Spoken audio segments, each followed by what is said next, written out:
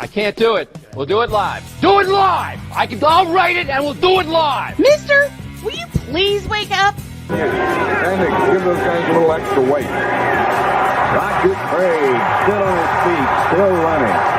What a run by Roger Craig. You'll never see a better one than that. From 46 yards. He has that thing of getting those knees high and keeping the shoulders low. And he makes every get that high knee action, keeps those feet going like two pistons. Then at the same time that the knees are going high and keeping going, the shoulders can get low to take on a tackler. This is Snowman in the Morning. Hey, this promises to be fun. Ooh, yeah. Can't wait. Are you kidding me? Do you believe it? Can't wait. Are you kidding me? Do you believe it? It most certainly is. Good morning. Welcome to the fabulous, fantastic football Friday edition of Snowman in the Morning. And man, we are loaded for you for the next 180 minutes. Oh man, bottom of this hour, Sam Shady will talk USFL playoff happenings. Top of the next hour, Ben Sudurth will join me to talk Dallas Mavericks because the NBA draft happened last night, and I got my opening thoughts on that. And Chris Bates will join me at the bottom of hour 2 as we will enter the boom shakalaka, and we don't know what Bates has up his sleeve, but I guarantee you there's going to be some laughter. Mike Debate will kick off hour 3 as we talk NFC North as we get all of our audio networks going. And at the bottom of hour 3, Ivan Dawkins will join. And there may be a 4th hour. Who knows? Waiting on Cole Johnson to join me, but I'm going to begin with this. Did anybody happen to see the NBA draft last night? Me neither. I just saw a lot of the, well, call it for what it is. I just saw a lot of the suits that the draft prospects now in NBA players are wearing. Here are my thoughts on these guys. I don't think they're ready for the NBA grind, and I mean that physically and mentally. Look at some of the talent that has come through the NBA, and I offer the example of one Zion Williamson, who blew out of his shoe in his last regular season game at Duke University. All right, my partner's going to join me, and I'm going to get him in a couple of minutes. I offer the example of one Zion Williamson. Why do I offer this example? Because it's the most prevalent one. 3 years ago, he was considered to be the next big badass thing, and it hasn't materialized. It hasn't materialized, man. And I don't think it's going to.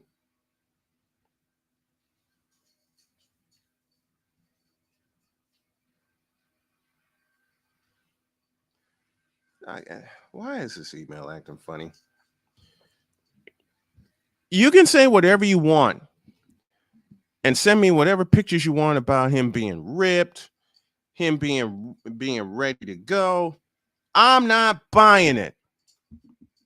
Good morning, Sig Diggy, as we welcome the folks that are tuning in. You can watch us via the BS3 network, YouTube, and Facebook Live, as we are indeed on Facebook Live today.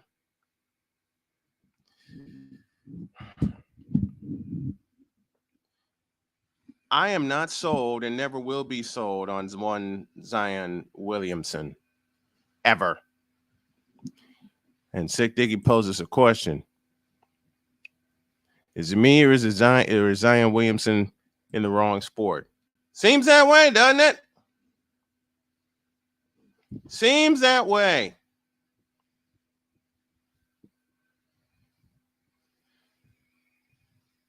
He's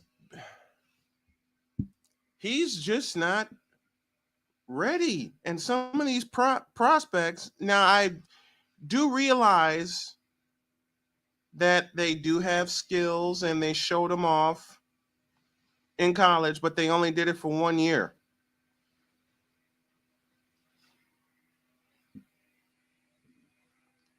They only did it for 1 year. And now they're in the NBA and they expect to play immediately. They expect to play immediately.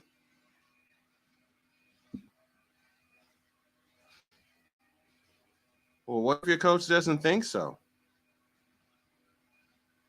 What if your coaching staff thinks you need some work? Which is what a lot of these young guys need. Work. Lots of it. I'm sorry to be speaking the truth like this early, this early in the morning, but call a spade, man. They're not ready.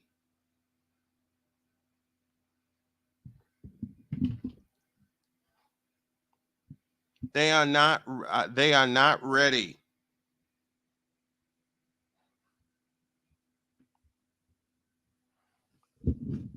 We'll see how ready they are when the 82 game season happens. Now, are there exceptions to the rule? Absolutely. Can I be proven wrong? Absolutely. I can't wait to be proven wrong with this opinion. And most times I am. But given what I've seen of some of the players' quote unquote highlight tapes, I'm not impressed. What did MC Hammer say? It needs work like a car in a wreck.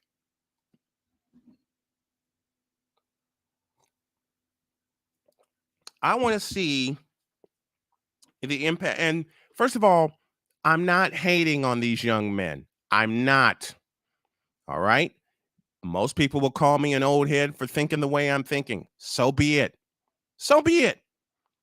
There are exceptions to the rule where they leave after a year and then they show out in the NBA. Or they leave after high school and they show out in the NBA. Kevin Garnett, hello. Moses Malone, hello. I get it.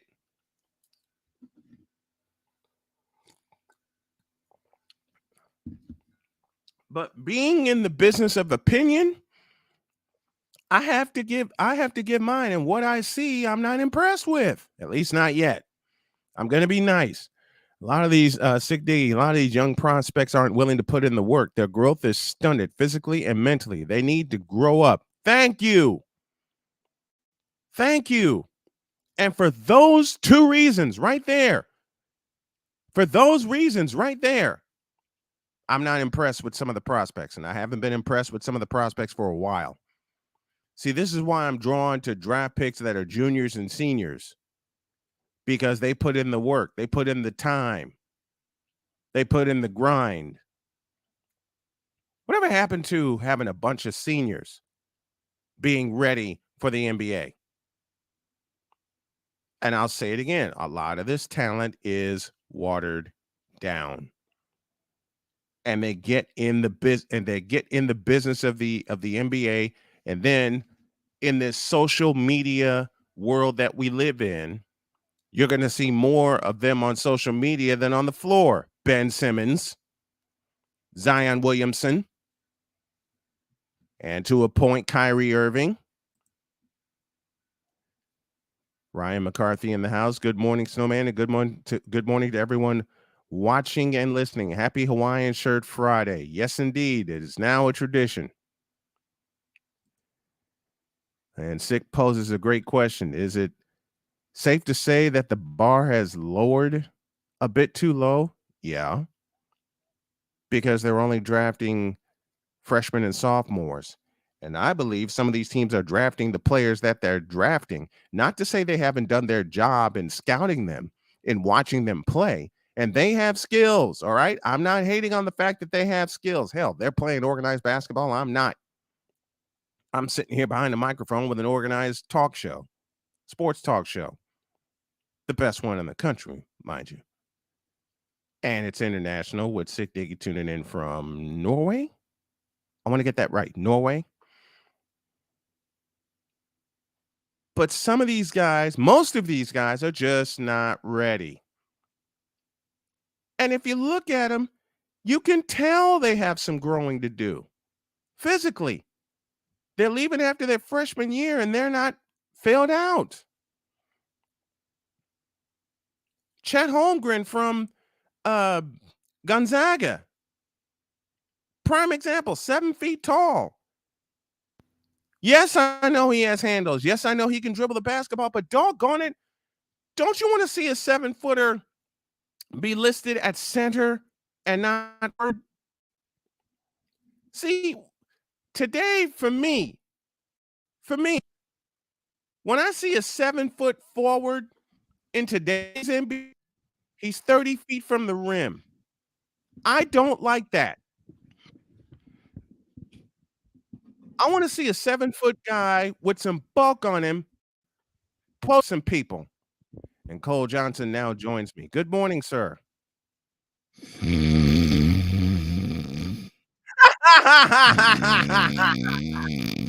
Oh Lord, I'm so sorry. I could have sworn you were talking NBA draft, and that put me to sleep. I'm sorry. I'm so sorry. Good morning, sir. Good morning, chat. Good morning. That sir. put you to sleep. Oh my gosh. What the? Okay, I will put it in a question. You know, I love asking about the NBA draft, and we do here. Mm-hmm. Simply put, what the hell was that? It is heavily apparent That's they all I- want. It is heavily That- apparent that they want to. They want to have their draft be as big as the NFL's, and it always falls short. It has fallen short, and it will continue to fall short because I think I need to have a whole store of coffee. Ryan, good morning to you, sir. After watching the NBA draft last night, You actually watched NBA. No, I did not watch any of it, but I just saw saw pictures of it, and it put me to sleep. This is the thing. The NFL sets it up beautifully. They don't have the draft that goes on very close to when their season is over. They pick a time when when people aren't really thinking about football, and they make it a spectacle, which I think is absolutely brilliant. I mean, they have the Super Bowl in February, mid-February now. We really don't think of football for about a month until free agency happens, and then you have that uptick for about a week, maybe two, and then you have you hear combine talk a little bit before the free agency stuff, and then you hear possible pro days and all of that, and then the build up to the draft happens when April begins, and you can tell the NFL puts effort into making the draft something where it will stand up, if not straight up directly compete with the NHL Stanley Cup playoffs and the NBA playoffs. Oh, and of course, along with the regular season of baseball beginning earlier that month. And they do a wonderful, spectacular job in making making that event one of the most must-see things you have to see in all of sports. The NBA draft, the NBA, they make it a throwaway. And it's sad. They just make it a throwaway. It just seems like they throw it together. Yeah. Am I wrong? No, it you're not seems like wrong. they throw it together. Yeah. Right after the NBA. Yeah, it's like you have the preseason, which of course is around now late September, early October. And then you have the season to begin in mid-October, and you have the season to go on for 6 months, and you have the playoffs that go on for the next 2. And then this is literally 1 week after the final game of the 2022 season played. Oh yeah, the draft's here. Mm-hmm. And they held it in Brooklyn. Let that sink in, folks. They held the NBA draft in Brooklyn. 100% sick. The NBA draft is a disorganized mess. Oh, And they Ryan, held it in the in arena Brooklyn, of Barclays. Brooklyn mess. Yes, Brooklyn. Wait, the NBA draft was last night? That's right, Ryan. That's why you saw me go as soon as I heard Brian talk about one of the draftees. Good morning to you, Sick. I call me old school and old head, but 7-footers need to play like David Robinson and Akeem Olajuwon, okay? You can call me Back old, to the period. basket. I'm with that, man. Back people down, run them over, okay? And just beat them up. Okay, what happened to that? Beat them up. I don't get the appeal, and I still don't get the appeal of having a 7-footer act like he's a point guard. What's the appeal? What's the appeal of having him face defenders up and wanted to basically take him off the dribble like a Stephen Curry would, or the poison? I mean, Kyrie Irving would, or like a Chris Paul would. What I don't see the appeal. It's not like I go, oh my God, that is awesome. It's like I don't see the appeal either. I don't see the. I spoke of Kyrie Irving briefly yesterday. We'll do more of that today after we talk to Sam. Mm-hmm. Mike Krzyzewski said it, and with all of this contract talk, we got 9 minutes. With all of this talk, and that's all it is. It's talk about a max contract for Kyrie. You know what Steve Nash does? Sends him to the front office. Now the front office gives him his walking papers does the same thing that Mike Krzyzewski did. Get the hell out and don't let the door hit you in the ass on the way out. They should. I mean, thirsty hell. Okay. So he's been a member of the he's been a member of the Nets now for almost exactly 3 years. In fact, 1 week from now will be the 3-year anniversary of when he became a Net. I want anybody in the chat. I want my partner. I want anybody out there in social media too. Anybody watching, anybody listening. Tell me what has he done of any significance as a member of the Nets? I'm waiting. I mean, 1 playoff series victory. That's the only thing on the court I could think of any significance that Kyrie Irving has done as a Net. I mean, you can give me, he scored 60 points in a couple of games. You give me he scored 50 in a few others. But that, 1, they were regular season games. And 2, I'm not talking about that. I'm talking about the reason why the Nets brought him and Kevin Durant and DeAndre Jordan into the team was for them to win a chip. Should tell you, that move right there should tell you what the Brooklyn Mets are all about. Right. When they brought those 3 in to win a chip, and they haven't even gone to the conference finals. And it was because basically Durant wears a size 16 that they didn't. So I'm like, what in the world? All this is for nothing. All of it. Mm-hmm. They bought themselves with and then there's the Harden mess. What did I say on this program? You were with me. Mm-hmm. They bought themselves approximately 18 months.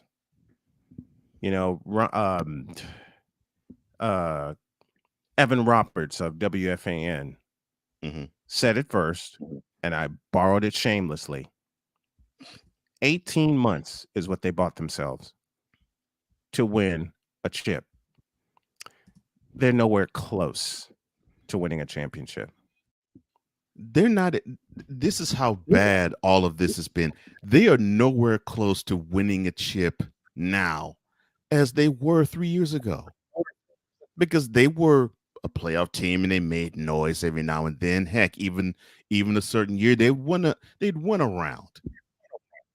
That's what they were doing before Irving. Yeah, a round. That's what they were doing before they had Durant and Irving and Jordan and Harden. And Harden, exactly. So it's like, okay, you're repeating the same thing. You didn't make the play. You didn't make it to the bubble. That's 2020. 2021, you made it around. You won a round. And like I said, Durant was a size 16, not a size 13, away from actually by himself carrying you to the conference finals. And this year, you get swept in the first round. And you ran out of gas in that series. And this year, they got bounced in the first round in the sweep. So tell me, how have they improved after having these three, Harden, Durant, Irving, whereas before? It's like, it is straight up like Shakespeare. It is much ado about nothing. About nothing. And I what have they done since they from New Jersey to Brooklyn? I will say it again. They had a perfect deal at the Prudential Center, because the Izod Center, aka Continental Airlines Arena, aka Meadowlands Arena, aka Brendan Byrne Arena, was falling apart. Right. It was falling apart. Why didn't you just say, you know what? F Brooklyn, we will share with the Devils at the Prudential Center. Yeah, we'll just go a few miles. We'll just go a few miles north to Newark, and we'll go there. We'll go to Newark and beg the Devils, look, give us a home. I mean, they had the court, they had the style, they had everything, and you blew it. They've done 100%. Absolutely nothing. 100% since sick. they left New Jersey. 100% sick. They have done absolutely nothing since they have relocated from New Jersey, went across the East River or under it, and then go past the Hudson to get to Brooklyn. And the center is going to waste. Oh, did I say that aloud? Let me say it again. The Barclays Center is going to waste. It's going to waste. Because unless it's a combat sport event, and I feel sorry, the team I really feel sorry for is the New York Liberty. That's the team I really feel sorry for. Because they got to share that joint, even though they're playing now, they're playing during the summer. They got to share that joint. And it's a joint. It's not.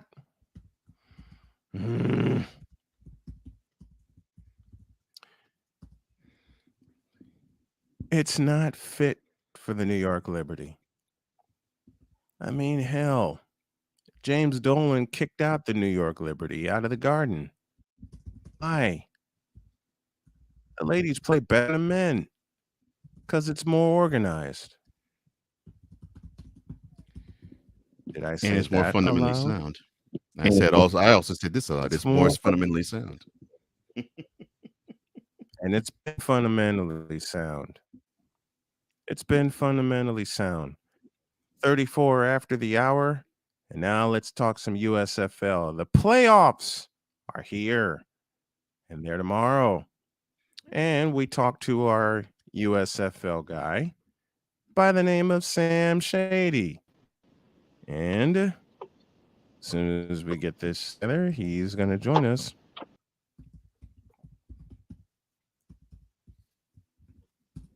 If I push the right button. There we got it, I think. Well, EP, take care of that, please. All right.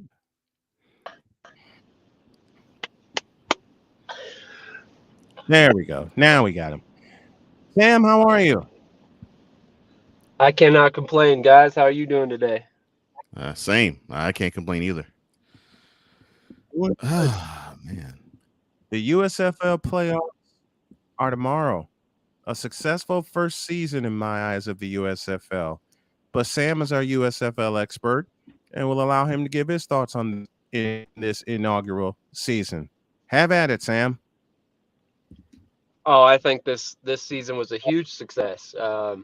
This is the first time in 10 years that a spring league that pays players has been able to make it to this point. And it's kind of amazing to see, to be honest. It seemed like a lot of people had written off the USFL and thought that it was just going to fail at some point, no matter what.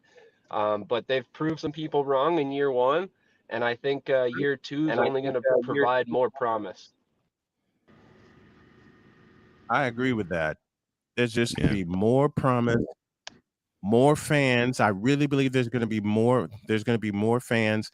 Don't know if they're going to do the single hub thing like they had in Birmingham, but I'll tell you what, Birmingham was a good location. But Sam, you gave a suggestion earlier I'd have a north hub and a south hub, but we'll let them solve that. But the play on the field, absolutely great. Yes, sir. I agree. I agree wholeheartedly, and I can off the top of my head probably 5 players that belong in the NFL, and that's just just briefly thinking about it. If I put some thought to it, I could see about 15 to 20 that get NFL contracts. Mm-hmm. I see that also. And the first thing that comes to mind for me is one Bo Scarborough, the Stallions. Yes, sir.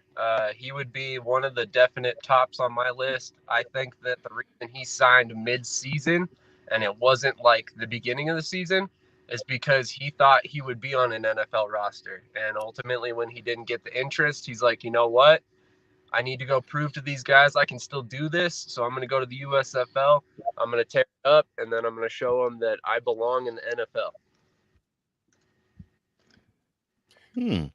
And the fact that he's on a team in the Birmingham Stallions that are 9-1, one of the top seeds heading playoffs, and like you said, signed mid-season and having one hell of an impact with a team that made an impact all season long. Yes, sir. Exactly. And actually, kind of cool. He's an Alabama native. He was born about an hour away from Birmingham. So it's kind of cool to see him go back to Alabama. This is technically the first professional football team in Alabama since he graduated college. So kind of cool to see, I mean, bring back the hometown boy, let him tear it up a little bit, and hopefully get him back in the NFL. Now, you all were talking about the success of year one of the USFL. Talk to me about the possible expansion that might take place for year number 2. Okay, so yeah, ironically, Brian alluded to it earlier. I did make a suggestion that they have a north hub and a south hub, and it sounds like that's what they're going to be doing. So it sounds like they're probably going to have a north hub for the home teams or the home games for the north teams, and then a south hub probably still in Birmingham for the next couple years for the south teams. I'm hoping this is just a 1-year arrangement, and then we get teams in their city by season 3. But we'll see how things go. Ultimately, I think that's a step in the right direction, and I guess you could probably look at the couple games this weekend and count like experiment, the test to see how this will work. All right. Do you see the league actually branching off and having more teams being added for year number 2? Not for year number 2, no. Okay. I think it's a possibility for year 3 and beyond. And I think they make it through year 2 and hopefully get teams to cities before they start worrying about expanding. All right. Now, I think that would be a good idea. That would be a good idea. Get year 2, get the North and South going. And then year 3, you can add teams like, I don't know, the San Antonio Gunslingers, that old USFL team. There's a couple that have been thrown around. All right, let's talk playoffs. Memphis Showboat that produced Reggie White, perhaps. Gold. Yeah. And bring back the Chicago Blitz. Arizona Gold. Arizona Gold, Denver Gold, Arizona Wranglers. How about that? So many good teams that could come back. But to be fair, I think that's a part of the reason why Brian Woods and Fox wanted the USFL namesake. There's so much attachment to a lot of these teams, despite the fact that they only ran for 3 years in the 80s. Right. Yeah. And I was hooked. I mean, there was a team in my home, the Chicago Blitz, but I was hooked. Same ABC had the main ABC had the main contract, and ESPN had the midweek contract. I was hooked. Man. Oh man, those were the days. And yeah, of course, I was in Houston and saw the Gamblers, but Houston it Gamblers. was more. Yeah, it was just more than that league for me hooked me for more than just the hometown team. And I think I personally credit the USFL with having me expand my reach of either being interested in my home market or being more interested in other teams to see how they would go in terms of how the league itself would be boosted. I think that I credit USFL for me with the understanding of, okay, I think it is the whole of the league that I should root for more so than the home market team in which I reside. That's a great point. And honestly, aside of that, the Houston Gamblers gave us one of the greatest quarterbacks of all time in Jim Kelly. Oh, yeah, Jim Kelly. But yeah, go ahead, Sam. You're not lying. Ahead, There's Sam. a lot of great players that came out of that original USFL.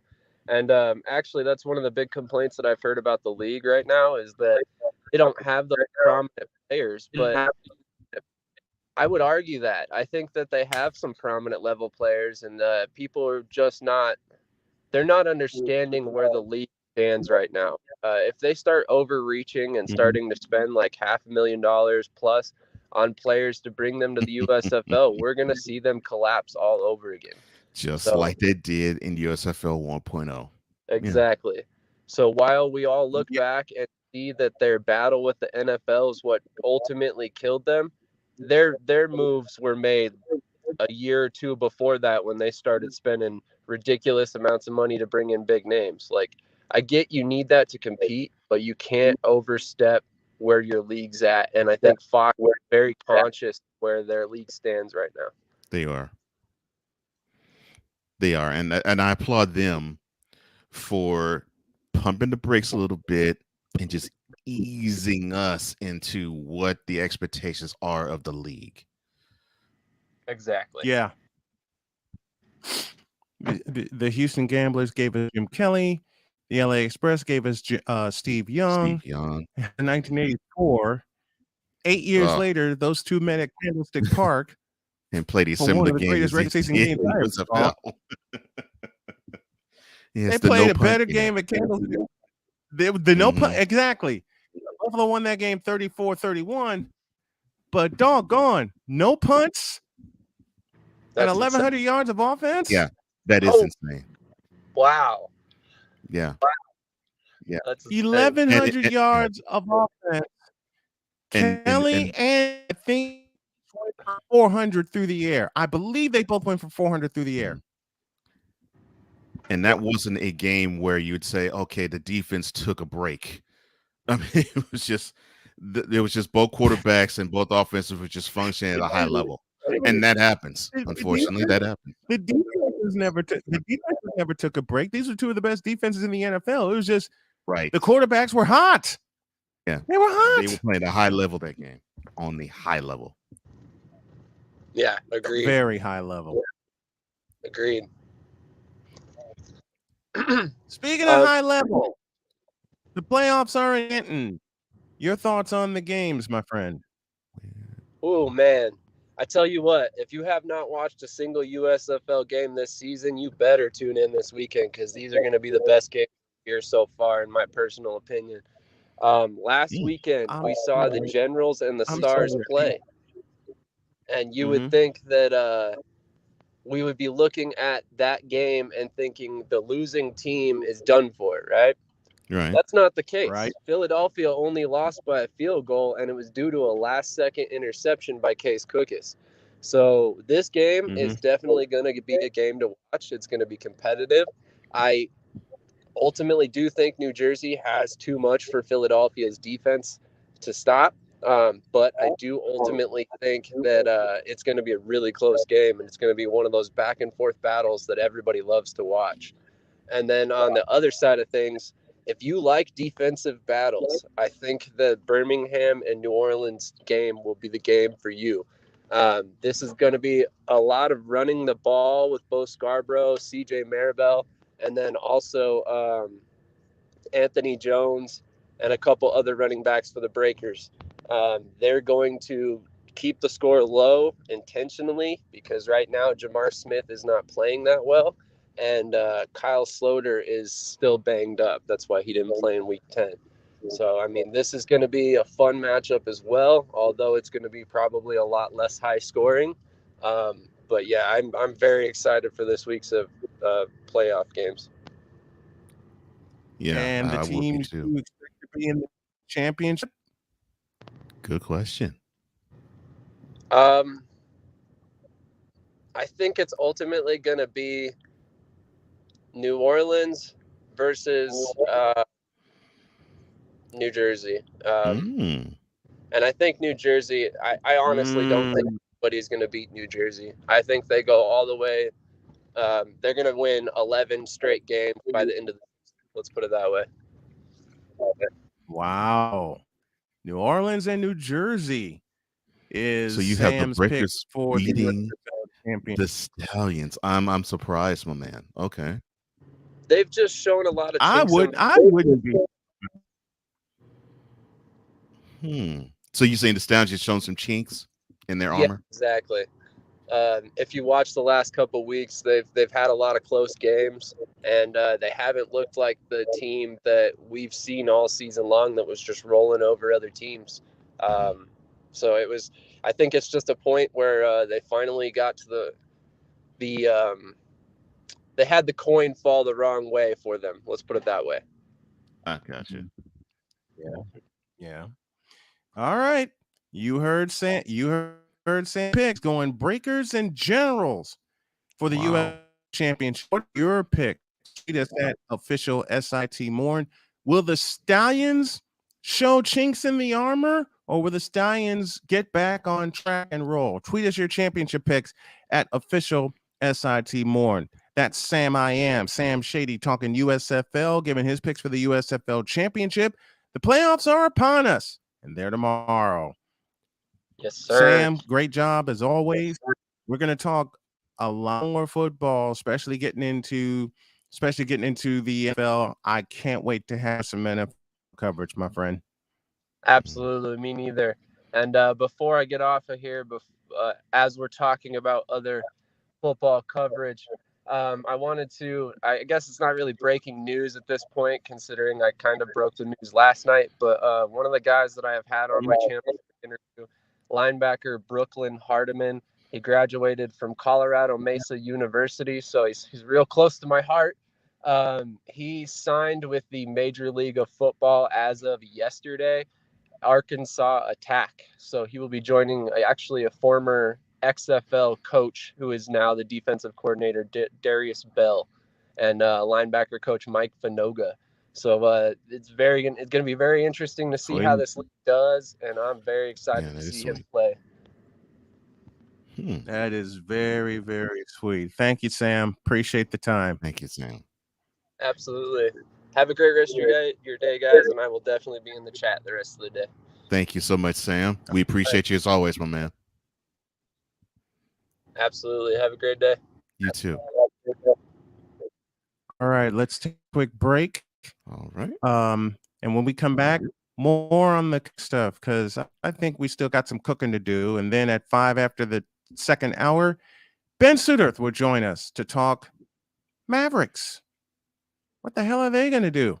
You're going to find out. This is Snowman in the Morning with Cole Johnson, live on BS3 TV and YouTube, as well as the SDM Sports Network and Real Wise Radio, and 24 hours a day at officialsitmorn.com.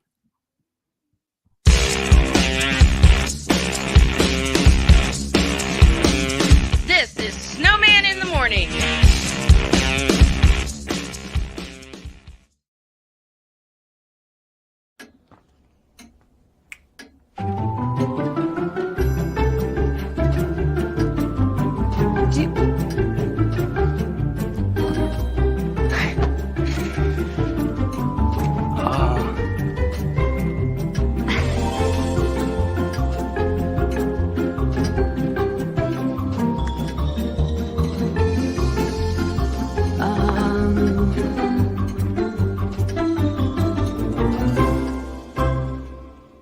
Listen, you're my friend. I noticed you haven't really been yourself recently. Yeah, I feel like something's up. How are you? Are you okay? Is there anything you want to talk about? I just want to know how you're feeling. And listen, even if you don't know what to say, I'm here to talk. No matter what you're going through, I just want you to know I'm here. I've got your back. when you want to talk, I'm here.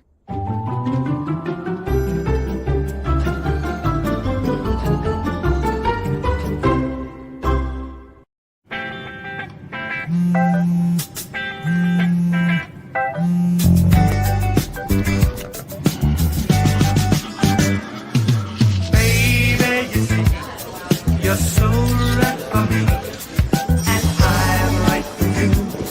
I love the things you do, like sweet tasting wine. Your lips are so divine. Your loving turns me on. My lonely days are gone. That's why I'm never gonna let you go. Never gonna let you go, babe. I'm never gonna let you go. No, no, never gonna let you go.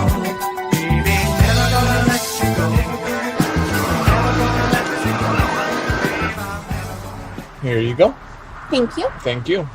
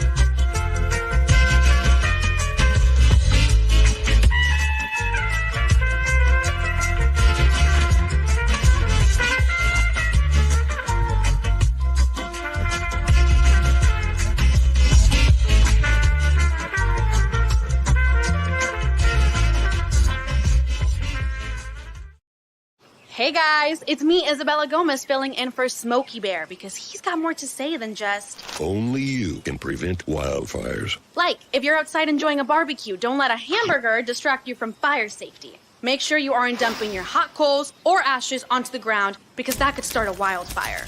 So take wildfire prevention seriously and let's save the world one day at a time. Juntos con Smokey Bear, podemos hacerlo. Go to SmokeyBear.com to learn more about wildfire prevention. I can't do it. We'll do it live. Do it live! I'll write it and we'll do it live! Mister, will you please wake up? Malone will inbound. Fisher's in the game. Walton, O'Neal, and of course Bryant. And everyone is paying attention to Kobe Bryant. They start with Shaq. He gives it to Walton. Here comes Kobe. Less than 5 from way outside. Got it! Oh, man! With 2.1.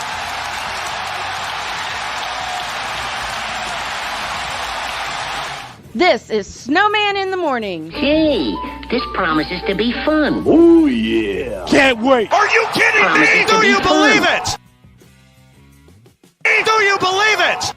Oh, I love you, Al Michaels. So we're starting an hour early. Al Michaels and Doc Rivers, one of the best announcing tandems ABC Sports had. And yes, I said ABC Sports when they were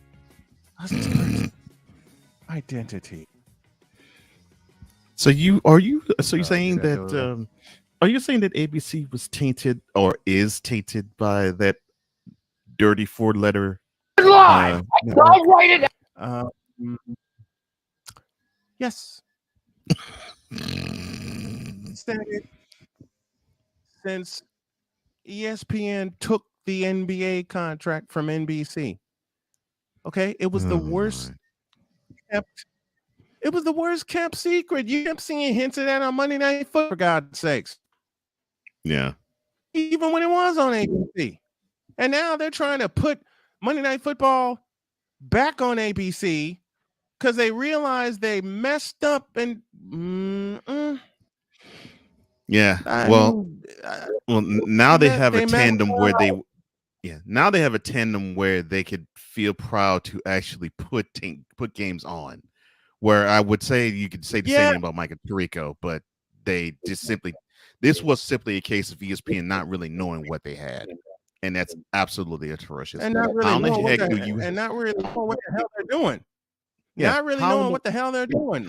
How in the world would you actually be in possession of, to me, the single greatest sports TV entity of all time, which is Monday Night Football, and have it be deduced to absolutely nothing? Like you say, okay, well, this is the television event, not even sporting event. This is the television event that had everybody talking. But you want to reduce it to it being not nearly as important as Sports Center. Are you kidding me? Really? Yeah. That to me is what just spoiled it for me.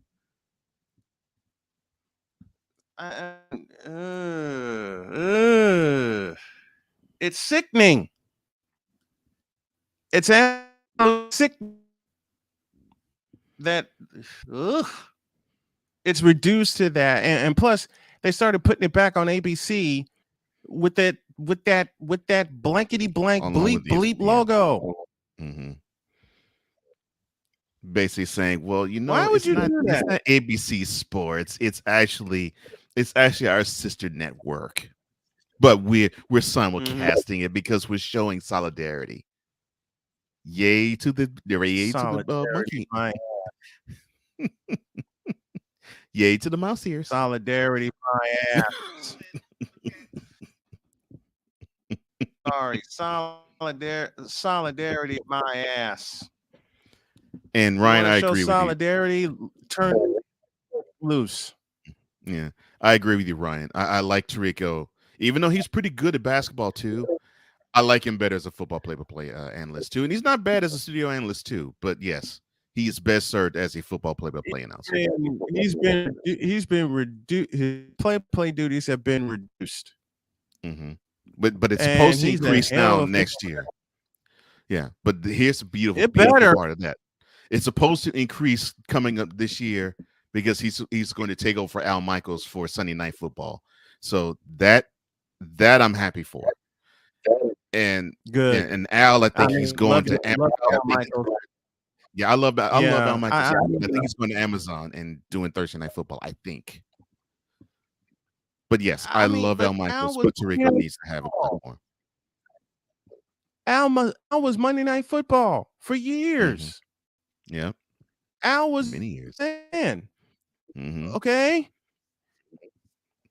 And oh God.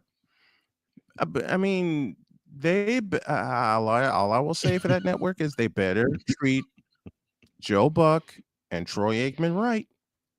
I agree. That's all I have to say. They're throwing the money at them as if they're going to treat them right. I want them to do that. Yes. They better treat them. They better treat them right. If you're going to pay them, if you're going to pay each man more than Stephen A. Smith, you better treat them right. Yes. I 100% agree with you. In which Stephen A. Smith is going to be barking out loud, but then they're just going to shut him up with more assignments and stretch him even thinner than he is now. Yeah. Because he'll be traveling to every Monday night football game. Yeah. I can see him. I can see them doing that to him. I hate that. I hate that for him. Yeah. They're going to send him on. They're going to send him on the road just to shut him up. It's like, okay, you're going to be worth what we pay you because you get paid a lot. Yeah, we're going to send you wherever we send you. Whether it's the first $12 million person at ESPN, and they work him like a horse. They work him like a dog. Yeah, they work him like a dog. Given the fact that his radio shows sucked ass, 3 separate in ESPN 1050 in New York. You can tell. Listen, let's just call a spade, okay? You can tell it sucked because they were feeding him his opinions. Sorry. They were feeding him. You can't tell me they weren't feeding him his opinions. It's all that, right. And what did it for me, what took it away from me in 2019, when the Warriors and the Toronto Raptors were battling in the World Championship Series, 2 days he'd be in Oakland and 2 days he'd be in Toronto. Okay, they give him a set, whatever the hell you want to call it. And then they don't even have the full setup. They had him on a lavalier microphone. Look, call me a tech geek, and I got a lot of that from my wife and my daughters. Okay, call me a radiohead, but I know what I'm used to. This in front of me, my mixer, my computer, and I'm getting reinforcements finally. But they did it. They did it. And I can't believe I'm going to defend this, but I'm going to say it. They did it and him wrong. I have no shame in admitting he's got a hellified work ethic. No problem with that. Oh, his work. My problem is his work ethic is to not ever be debated. No, not debating his work ethic. This is where people could get me confused and get you confused as well. No, you've been crucified with your Stephen A takes. I know that. What I'm saying is he could easily sock a year's worth of money away and go all Bill Simmons on their asses.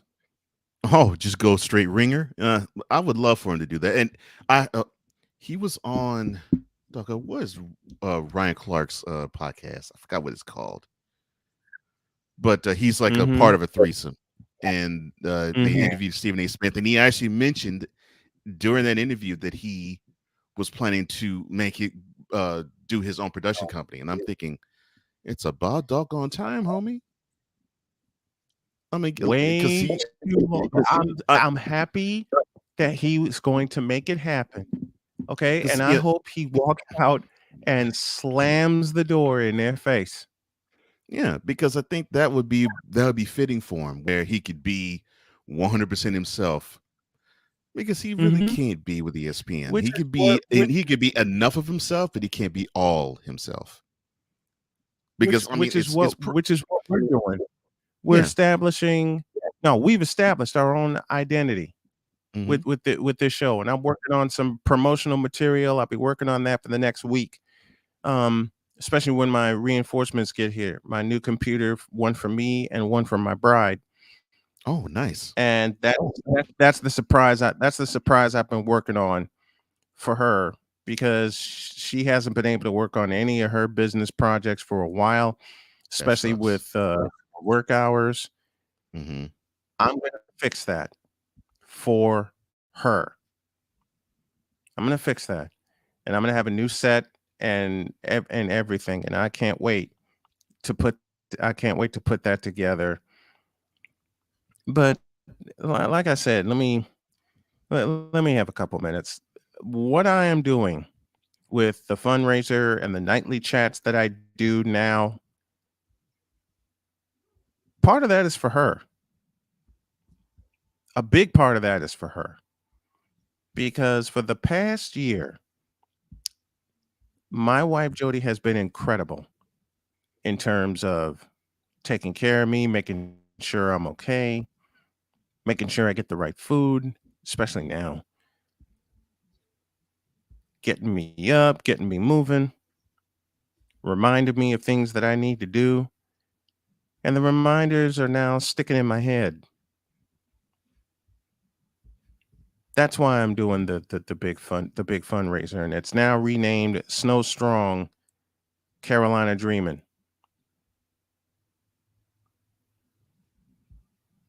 That's why I renamed it, and I'm not going to put a time limit on it either because there are some things that need to get put in place first.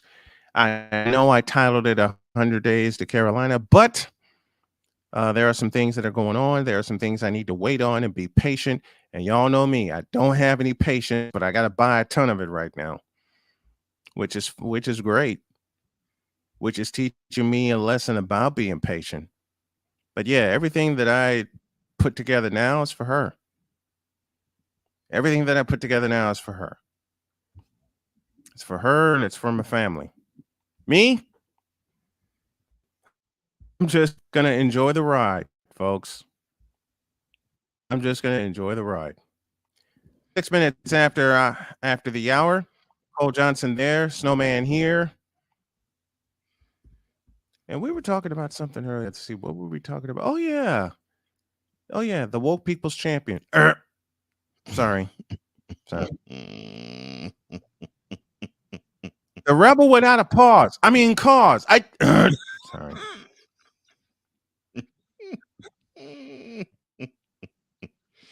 Uncle AWOL, huh? Okay. All right. I had another word that began with the letter A, but better not do it. Ben set to was he'll Yeah, he is set to join Uncle us. AWOL, and he's still AWOL. Yes, 100. And when I Uncle originally came up with that, people thought I was crazy. I'm like, look at his behavior. And it's only got and it's only, and their reputation has only been cemented with that ever since. Okay,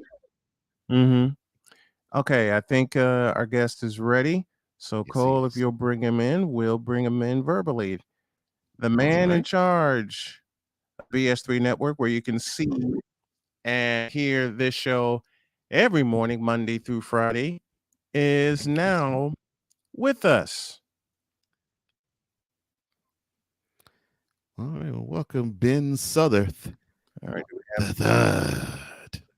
what's going on, guys? Glad to be on this fantastic Friday. It's great to have you. Hey, glad to aboard, have man. you with us, Ben.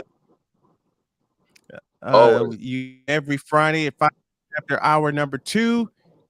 All right, Ben. What do the Mavericks do in this situation with the draft going through last night? How do they improve and how do they take that next step to get back to the conference final? So I think their draft pick was Christian Wood. That was the Christian Wood trade, was their first round draft pick. So them getting Christian Wood was, I think, is going to be a game changer for them. It gives them another big. He's 6'9". He's physical, and what he was able to do in Houston, especially with that particular team. So that was really their first round pick. They picked up the kid Hardy. He was on the G League Ignite squad. He's young, he's unpolished, but I think with Jason Kidd, he'll be able to help coach this guy up. So I think the piece that they added, they should be back where they were last year or this year, I should say. Give me your general thoughts on the draft last was held. It was held in Brooklyn. Adam Silver made his remarks via a notebook binder, and Cole said something earlier this morning. We didn't have time to process the end of the season with the Warriors clinching the title, and now we're turning the page immediately into the new season. You think the draft is too close to the finish of the finals? Yeah, 100%. I think it's too close. I mean, you really just had the parade earlier this week, so you need a little bit of a break in between. I think so. Maybe you push it back a couple of weeks. That would make sense. Let the team celebrate, and yeah, I think with this draft, there was a lot of names. I'm gonna be honest. I did not know who they were, so I had to do a little bit of research. Thank you. I mean, I saw the ticker with some of the names that some of the kids that were drafted. Apollo Banchero went first overall, and all I'm thinking, being the old school man I am, is who the hell are these kids? Yeah, I felt real old. I'll be honest. And Cole is echoing both of our thoughts. Oh Lord! And Cole is echoing both of our thoughts, man. Oh my gosh! We're talking about everything we'll keep you awake by talking about everything that's wrong with the draft. First of all, and I said this earlier, they held it in Brooklyn. All right, your thoughts, Ben. Why? Do you think the NBA should hold the draft anywhere other than Brooklyn? Yeah, definitely.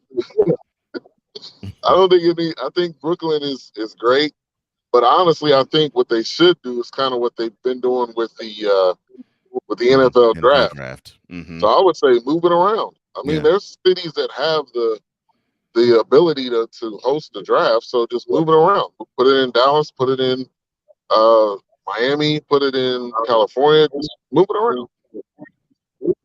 Listen, I will tell you one place, and I may be wrong about that. I will tell you one future place. If they were to move it around, they will never have it. San Francisco in the Chase Center. They will never have it in the Chase Center. No, yeah, you're right. They'll probably have it in LA before they'll have it in. Oh, they'll have it in LA long before they have San Francisco. Yeah, they'll have it in LA before they have it in Frisco. Because the Warriors are too damn popular. The Warriors are too damn good. The Warriors are the world champions. And speaking of which, and if they don't want to have it in Frisco because the Warriors are the world champions. And speaking of which, because the Warriors are the world champions. I got to ask you this question, Ben. So now the Warriors have been champs 8 days. Has your father come down off of cloud 9 yet? No, he has not. He's working with one of my close friends to try to get some shirts. He's still on cloud 9. He's not coming down for the whole till the season starts next year. I'm so happy for him. I'm sorry for I want a words, shirt. I want a shirt and a hat. Listen, I want a shirt and a hat. Okay. I want a couple shirts. I want a couple shirts and a hat because I haven't come down yet. Ben Suter joining us here on the program, talking things NBA and NBA draft. Ben, I gave this opinion a couple seconds ago, and I want your thoughts on it. And then Cole, I want yours. Why ever have the draft in the Chase Center in San Francisco? Well, you said why wouldn't they have it? Why wouldn't they have it? Yeah. Oh, because it's the Warriors, and because they Sean Amalo love the Warriors players, but I don't know how much love they actually show to the Warriors organization. So, yeah, and plus it's San Francisco. San Francisco is popular as far as a city, but I just don't see the NBA want to oversaturate, if you will, that market. Let's see. You got the Giants, you got the 49ers, you got the Warriors, all in San Francisco, all good teams. The Warriors are the world champions. Cole, your thoughts? But I agree with Ben. Adam Silver will never show any balls and have the draft in San Francisco. Cole, your thoughts? Well, the reason why they won't have it in San Francisco, I hate to say it this way. I don't think it has anything to do with the Warriors or the dislike or distaste or disdain that they have toward the organization or the area. I think it is because, and excuse me for the way I'm about to say this, gentlemen, it is for the erection they receive once they think about having a draft either in New York or in Los Angeles, because they hype the Nets and somewhat the Knicks too, but more the Nets. They hype the Nets and the Lakers ad nauseum to where you would think 20 other teams don't exist. So it's they just really have this inflated opinion about how huge it would be to host anything in New York City or in Los Angeles, that every other city, every other organization, every other town that hosts an NBA team, and it doesn't matter if it is San Francisco, it could have been Miami who won the chip, it could have been Boston who won the chip, and Boston has a much better pedigree of being a basketball town than New York ever has had. But they just think, well, the best moments to have any of these types of events would be New York and LA. And they hype the teams which reside there thusly. It is nauseating to see that, and it is nauseating to see the draft be hosted there. Exactly, sir. 100. I'm with you. I'm with you. Talking about I was New snoring York with you. I was snoring with you. Yes. I mean, Yeah, they're addicted. They're addicted to New York. Yeah. They get erect every time they try to they hold an event in New York. Okay. I mean, let me be the commissioner. I tell them all, look, we will host the draft in the city where the world champions reside. I wouldn't have a problem with that personally. Yeah, me either. That sounds fair. Pushback won't happen. I mean, won the championship. They celebrated on Market Street. We'll give the NBA a couple weeks off. Okay, give them a couple weeks off. Let them celebrate, and then let them celebrate some more, hosting the draft in the Chase Center. You think they won't put 20,000 people in the Chase Center? Especially when the Warriors pick comes up. Now, the Warriors are usually going to draft at the bottom because they're busy celebrating a championship, but the Warriors are doing it right. They are building their I said it years ago. I said it in 2015 when they first won the title, and I'm going to say it again now. They're building their team through the draft. What is wrong? And I come to Ben as we come close to a break, 18 after the hour. I come to Ben. What is so big with somebody with these teams not building through the draft and trusting their coaching staff? And yeah, they basically want a quick solution. They want a quick solution in this world, obviously, that we live in, is in this microwave world where we think everybody can come up with just one song, everybody can come up with just one trade, and that is honestly not how things work. And I think the Warriors have figured out the system, because then when you build the team through the draft, you get multiple players, then you'll attract people that want to come free agency automatically. And then you're not having to beg people, or you're having to coerce people. They want to come willingly because they know the pedigree and the homegrown players that you have. Cole, your thoughts? Sorry. Rephrase the question again, sir. what is so allergic? I posed this on my late night chat last night. Mhm. When you said why are teams in the NFL so allergic to running the ball like, oh, I don't know, the San Francisco 49ers do on a weekly basis? Why are teams so allergic to doing what the Warriors do, which is building through the draft in their G League? I have said this. I have said many a night, and I will say this again many a night more. They want to copy one aspect of what the Warriors do. The rest of the league want to copy one aspect of what the Warriors do. In fact, I'm so sorry I'm about to do this, but I'm going to do it anyway. So I had a conversation with a bronzexual.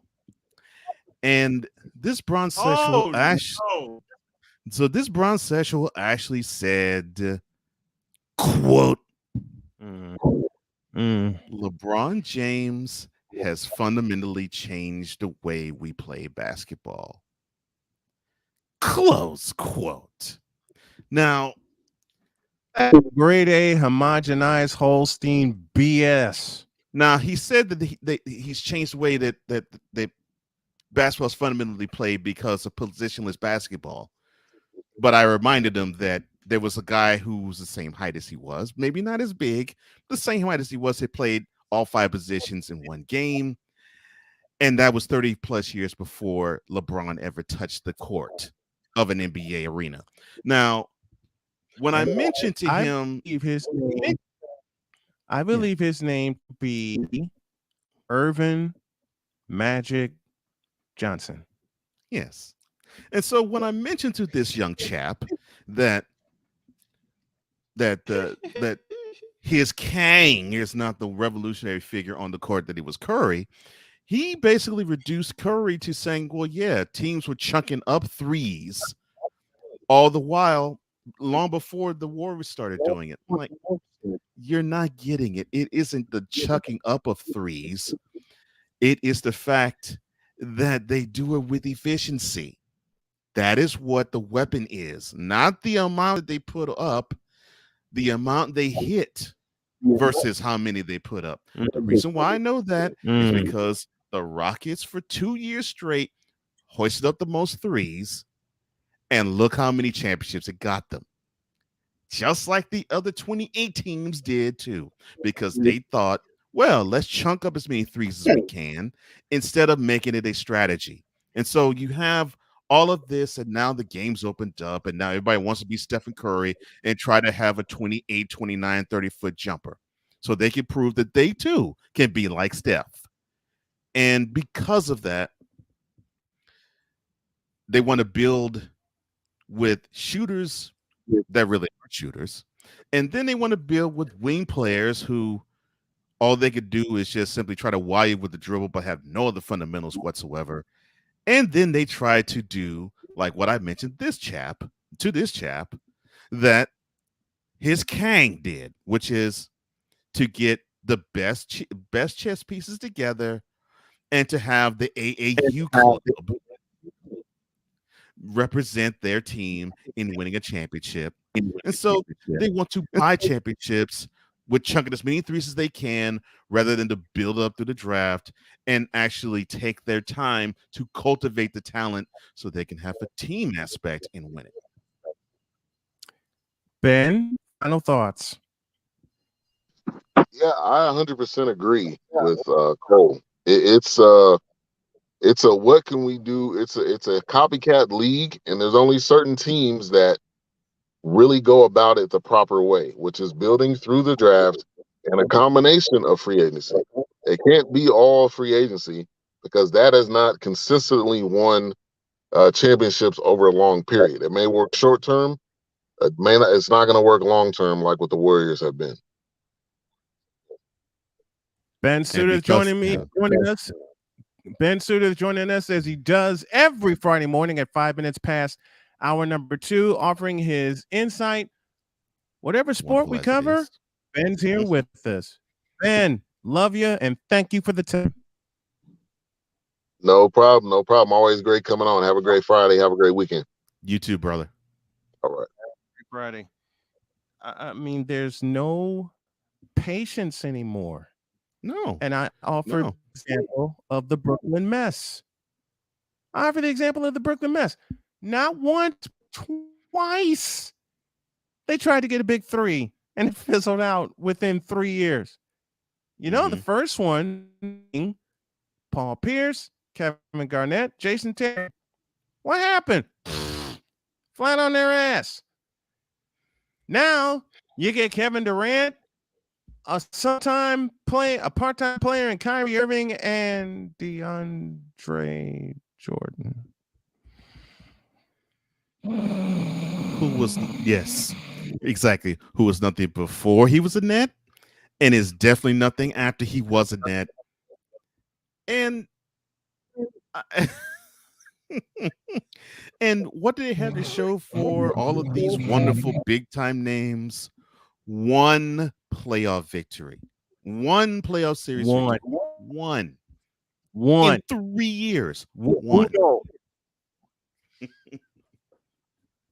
So 36 months of spending money trying to get marquee players in Brooklyn. Cut that right there. Trying to get marquee players in Brooklyn.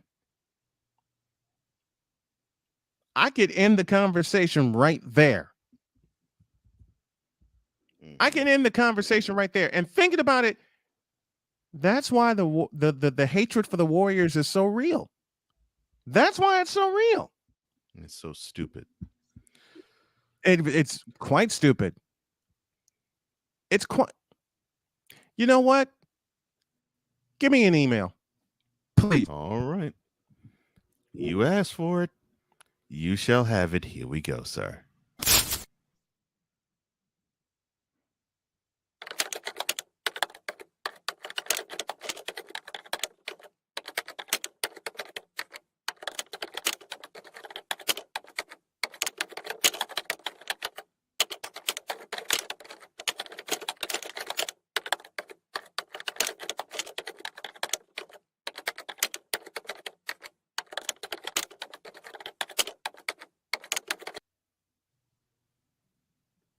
Body of email.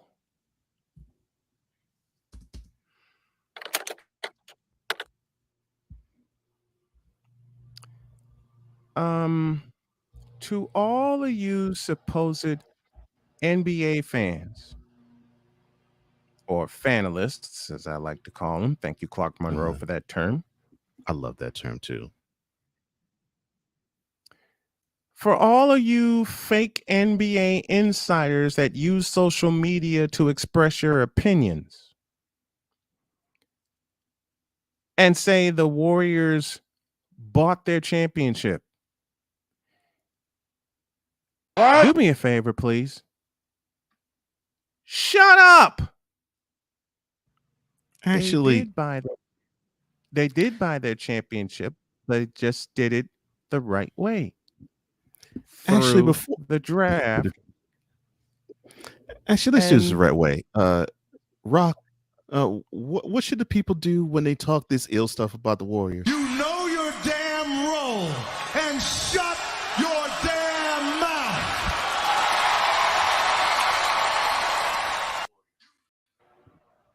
I'm sorry. Continue, sir.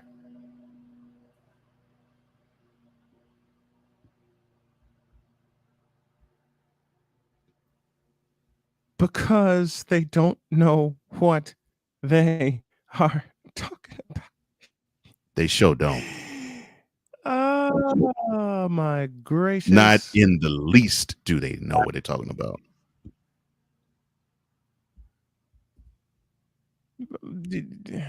They bought their championship by building through the draft and signing key free agents. Isn't that what you're supposed to do when you're the world champions?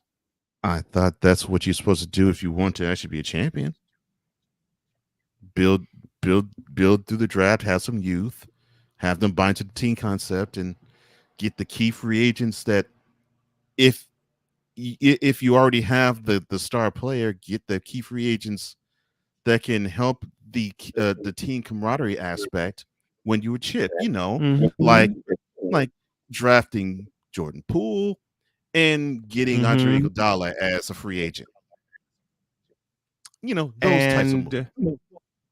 And send D'Angelo Russell packing for what I believed to be the final piece of the puzzle in Andrew Wiggins, That was a who was great thought to pickup. be a bust. And everybody thought and their mama was saying he was going to be a bust, even in San Francisco. Yeah. And now he's a world champion. And one of the main reasons as to why they got that world championship. As Steph told KD, you amp Andrew Wiggins, and nobody can take that away from him. Steve Kerr has 4 titles as a coach. You want to hear that again? Steve Kerr has not 1, not 2, not 3, but 4 champions as a coach. Oh, not to mention 5. It's 3 with the Bulls and 2 with the Spurs. Oh, I thought. Matter of fact, Steve was the last player to win 4 consecutive titles. 3 with the Bulls, 96 through 98, and then 99 with San Antonio. 99. Oh, I thought Kerr was piggybacking off of what Mark Jackson built in winning championships. Well, riddle me this: if that is the case, Brock, just a moment. Mm-hmm. No. Hey, Bishop Bullwinkle. Was Steve Kerr piggybacking off of Mark Jackson? Hell no. To the no, no, no. Hell to the no. Hell to the no. To the no, no, no. Listen. My question with that is, riddle me this, Batman. If Steve Kerr was piggybacking off of Mark Jackson's scraps, wouldn't the Warriors have won a championship under Mark Jackson? Because I could have sworn they didn't. And I also could have sworn they weren't even close to winning a championship when he was the head coach. And I'm not casting aspersions on Mark Jackson. I'm just saying that it took a championship brain such as what Steve Kerr has, because how could he have not, through osmosis, drank up what Greg Popovich and Phil Jackson's before him taught him? Mm-hmm. And he didn't do anything complicated. All he did was just simply say, okay, he just made 2 fundamental shifts. I was like, all right, offensively, you need to have more motion. And defensively, you need to play for one another.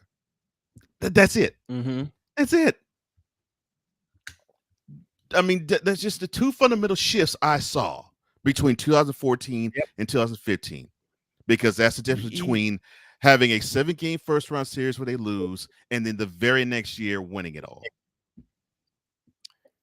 The ball moves with the Warriors. Or as Bob Fitzgerald, legendary television voice of the Warriors, says best, the ball hops around the perimeter. The ball hops around the perimeter. You can't tell me that Steve Kerr is not a good coach, because I've heard so many pundits say this is the least talented Warriors team that Steve Kerr has had. And he took them to the mountain. And what's down funny, Jokic, ran past John Morant, and locked down Luka Doncic before they put the kibosh on the J team.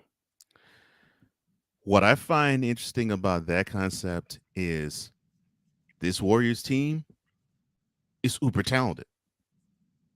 Mm-hmm. That should tell you that Steve Kerr is not a product of Kevin Durant or super team, I should say. He's not a product of that. He just knows exactly what he's supposed to do, just like Phil Jackson and Greg Popovich did. It's like, okay, what's the strength of the team? Let's bolster the strength of that team, and let's mitigate the weaknesses of it, and then we'll go from there. And sir, correct me if I'm wrong. And as we close this email, stop the cap, will you please? Bronze sexuals want to tell me, why don't you appreciate greatness when it comes to Bronze? Pretty simple. I've seen greatness well before him, and I'm seeing him. You see greatness right now in San Francisco. And my last 3 words, deal with it. Yes.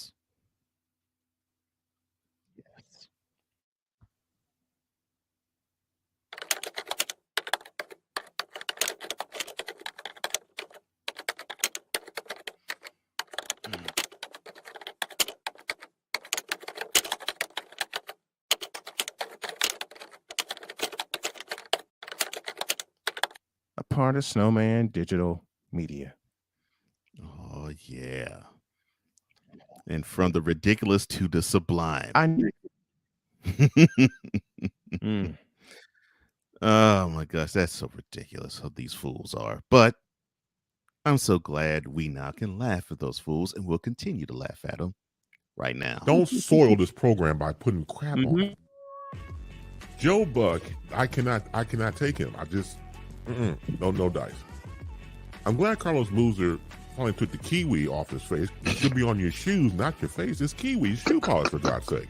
LeBron should come clean about his age. I wish, baby Jesus, that I had alcohol in this container, because I need some after watching Screaming A. Smith. Baby Jesus? Really? 6 pounds, 7 ounces. Go tell 5 of your friends and 8 of your enemies that Chris Bass will be in the air.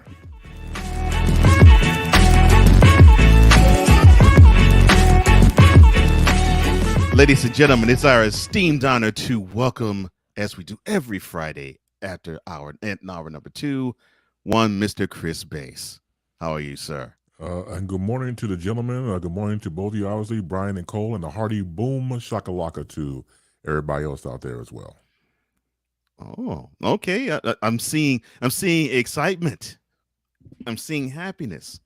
So what's making Bass happy right now? Well, I'm glad you asked that question, Cole. What makes me happy is watching the NBA draft last night, and you see these players change their lives completely to go from all that hard work for it to be paid off. And I'm always happy to see that, because your life literally changes just by a name call, just by your name being called, and going to see the commissioner and get the cap and the handshake and the photographs and everything else. It's a beautiful thing. It's a beautiful thing. So I realized that watching the draft, a lot of pedigree there. Going back to first, like I'm not Orlando Magic getting Apollo, Banchero with his mother, Rhonda, for example. She was a 3rd round selection in the 2000 WNBA draft. And then you go into even Chet Holmgren, his father played from Minnesota at one point, and recorded, because now he's on social media with his camera every time he watching his son Chet. And then going into even Jaden Ivey, of course, his mother being the coach of Notre Dame and a former WNBA player, to see when they were mere youths and babies, and to run around in your mother's WNBA jersey, that's huge. So I'm very Pedigree happy for that. is there, and you're right. It's great. It's great to see that, and it's also great to see one of our faithfuls, and Trisha Brace Smith. Good morning to you, my dear. And Thank you for joining us. The Boom Shakalaka is active with Chris Bass, and you mentioned the perfect word, pedigree. You see it now. You see it you saw it with the Warriors when they were celebrating Curry, Michael Thompson, being you're seeing it with it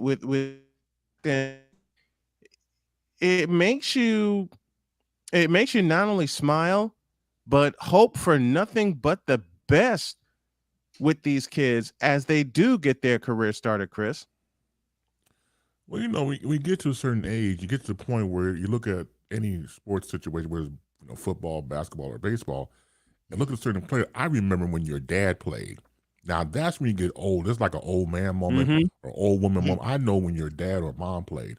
So when that happens, it's a good reflection, because look at all that time being spent watching your father or mother being in professional arenas and doing their thing and being around the shoot around. It all happens and all becomes part of their DNA. And then when they step forward and do their thing, you're more than proud as a parent. Now, what's also interesting when I watch these, when I watch the NBA draft, when the second round happens, it kind of like all the flair goes away because all the Hollywood stuff was in the first round. The second round, it gets kind of dicey. And even though I applaud the effort, for example, you're in the second round, like the 44th pick of the 2022 NBA draft. The Houston Rockets select Slidell Wilson, and Slidell is up in the nosebleed seats. And then he has to, dap his family and then make the walk down, the steps to get to the stage. So yeah, Slidell. I mean, good. I'm all happy for Slidell, but he had to make that trek from the nosebleed seats. Yeah, because all the first rounders are on the floor with a basketball on the table to identify them. It's usually for me the second round where all this happen. I bring up a recent fact: Draymond Green. Him to turn out the way that he is and be such a key cog for the world champion Warriors. The second round is where all the steals happen, Chris. Oh, absolutely. And that's when scouting really comes in. And you really have to look at the people that could be a perfect fit for your team. And so, as you know, look, there used to be more than two as we go back in the day. Right. All these rounds. It was like, you could probably get picked up in the 18th round if you weren't careful. It just went that long. Yes. But to maximize it and to make it work, it goes back to just once again great scouting from whatever organization that's checking out this talent, and what can the talent do to incorporate and grow within the system. You're in the Boom Shakalaka with Chris Space. He joins us every 5 past hour number 2, talking all things and effects of the NBA draft. Now we had a suggestion earlier in the day. Would it be better for the NBA draft, a couple suggestions, to happen not just like a week after the finals, but like 2 or 3 weeks after the finals complete? I can see that. I mean, again, you want to give some distance and time between the championship and what's happening when you start all over again with the draft. So at least give enough time, I think, to really relish it and and enjoy the moment, and then it's back to business. So yeah, I can see that happening. It'll be cool if that happened. And another suggestion that we talked about is move around instead of just having a base in Brooklyn. Your thoughts on the NBA draft moving from city to city? Would that be a good thing for the NBA as well? Yeah, they need that because when you look at just one standard place, it becomes kind of tired, and so you want to bring up some change, some routine where a lot of these markets, could get their shine and get their part of the pie. So for them to move from city to city is pretty good. So for them, it is. It would be great for them to move from city to city. Cole and I talked about it. We'll talk about it again. The draft needs some changes, and they need some. They need some change happen fast. Yeah. I don't know how they could actually go about doing. Remember, they were grasping straws as of late. They had hosts that weren't affiliated with the NBA come and actually try to make the NBA look like the Academy Awards. And before then they always had it at Radio City Music Hall, and now they want to have it in arenas, but now simply stuck in New York. They had it at the Felt Forum for the longest time, which remember when Garden was promoted by Paramount Communications? That's where the Felt Forum came from. but it was stuck in New York. Okay, and both of you gentlemen said the same thing. They need to move. They need to move it around and get it out of New York, man, and get it out of New York. Chris Dietz has a great point, and we'll bring this point up right now. The date of the NBA draft. Let me get this comment up here. NBA draft is not based on finals. It's based on the summer for guys to get weighted and ready for the league. True point there, Deeds. True point there. But at the same time, if you push it back a couple of weeks, you allow even more time for the young guys to get situated. Don't you think, Base?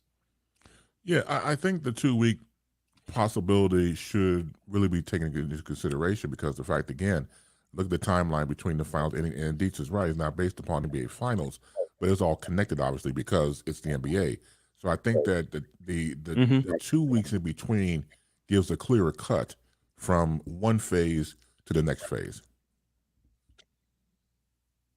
And it just allows a little more time for things to get situated. Sick Diggy with a great question. How many draftees do y'all think will be crying when they get called? I'll answer that for you. All of them, because they're chasing a dream, and when they get their name called by either the commissioner or the deputy commissioner, depending on the round, a dream can start to become a reality.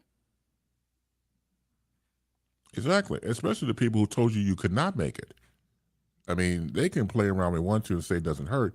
It hurts because you want people to believe in you. You want people to be around you and have your support group, as you see with these athletes, and they need an encouragement because sometimes you may doubt yourself and you go out there and compete, and the competitive drive is there, and you just might be in competition with someone who's just as good or maybe better than you are.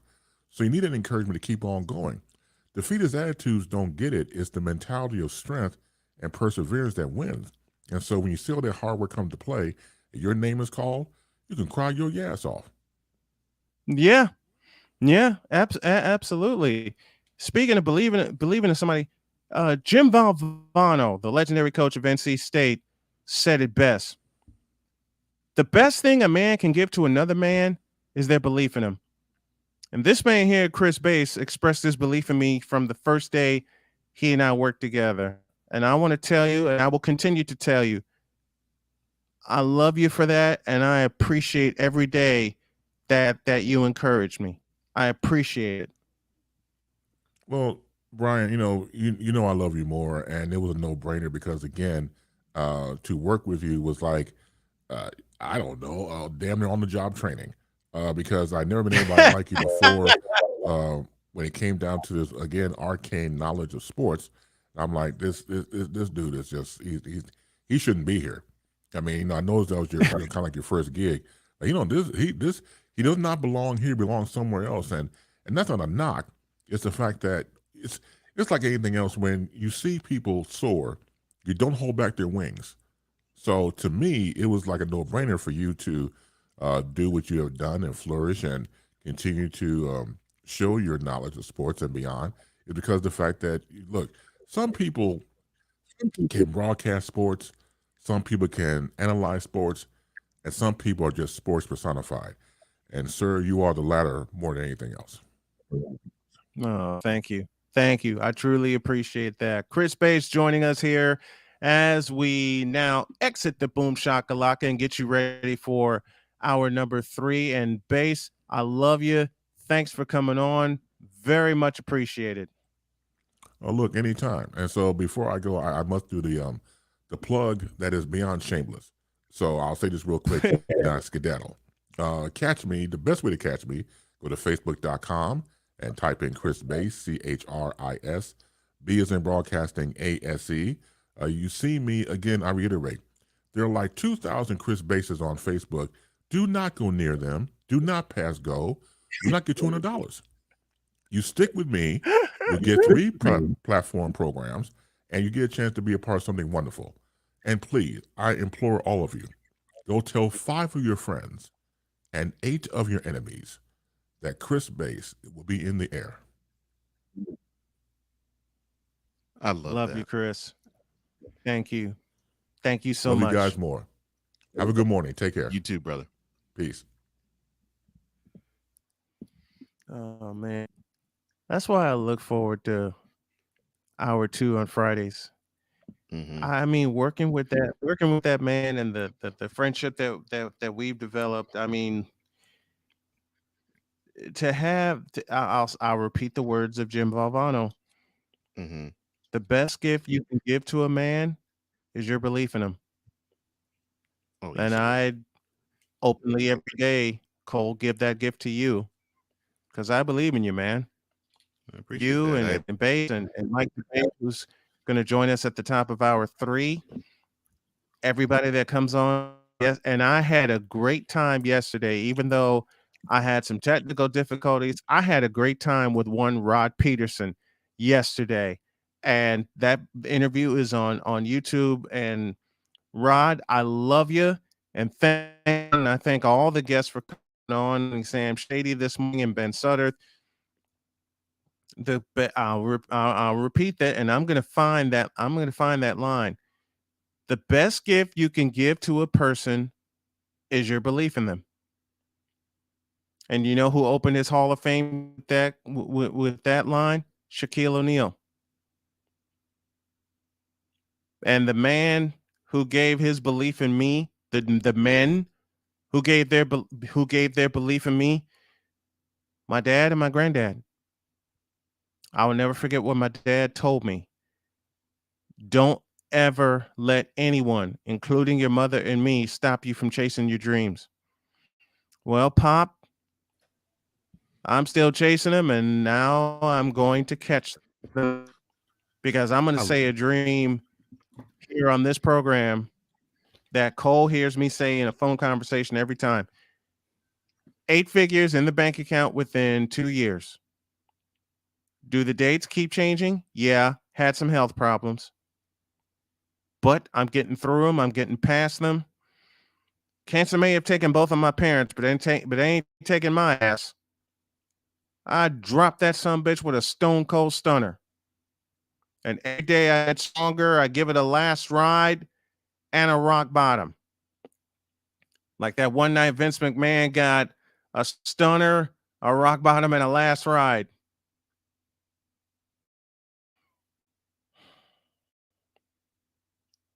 But with everyone that's associated with this program, and I am so excited to make this announcement for this college football season. Scoop Miller will join us every week, as will Connor O'Neill, as we dive in to the ACC and Wake Forest athletics. Just sealed that with Connor O'Neill and with Scoop Miller. They will join us each and every week during the college season. That's football and basketball. And Cole, you've been on the air with me when I have Scoop Miller on. Usually we time these interviews for like 10, 15 minutes. Every time we get Scoop Miller on, 20 minutes fly by with all that's going on. But I'm so excited to make that announcement. You know, Jay Spivey joins us every Monday. Right. I have like 3 different books behind me, and I can't wait to get in the new studio because I'm gonna hopefully this weekend get into the new studio and decorate it, and hopefully the reinforcements get to the new studio by Tuesday, so I can set everything up and get back to using OBS and everything. Let's have some fun before we get into hour 3. And Chris Deeds, I love you for this comment. Watching the draft last night, you realize how great David Stern was. Adam Silver is the most robotic and boring person on TV.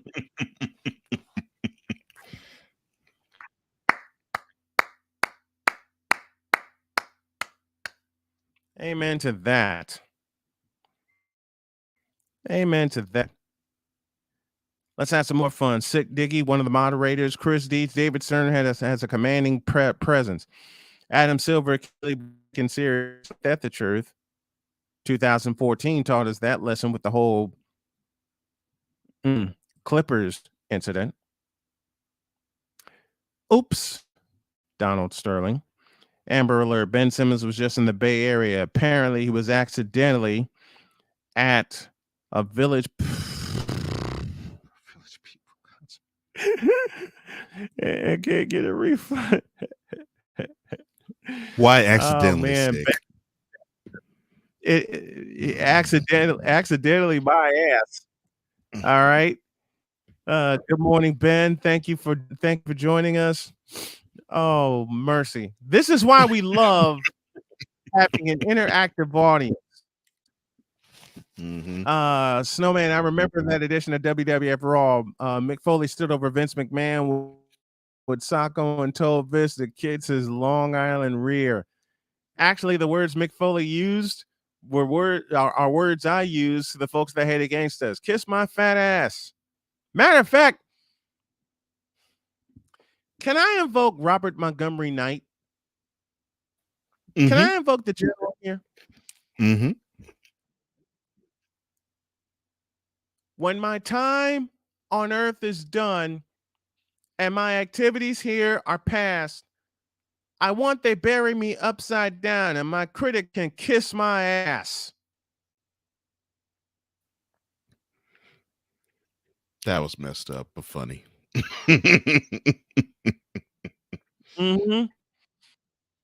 It's with a comment. You want to fix the draft? No trading of picks until the draft is complete. I hate a draft because guys get picked and traded before they even put the team cap on. Agreed. And you don't even know what you're trading. Olden Polynese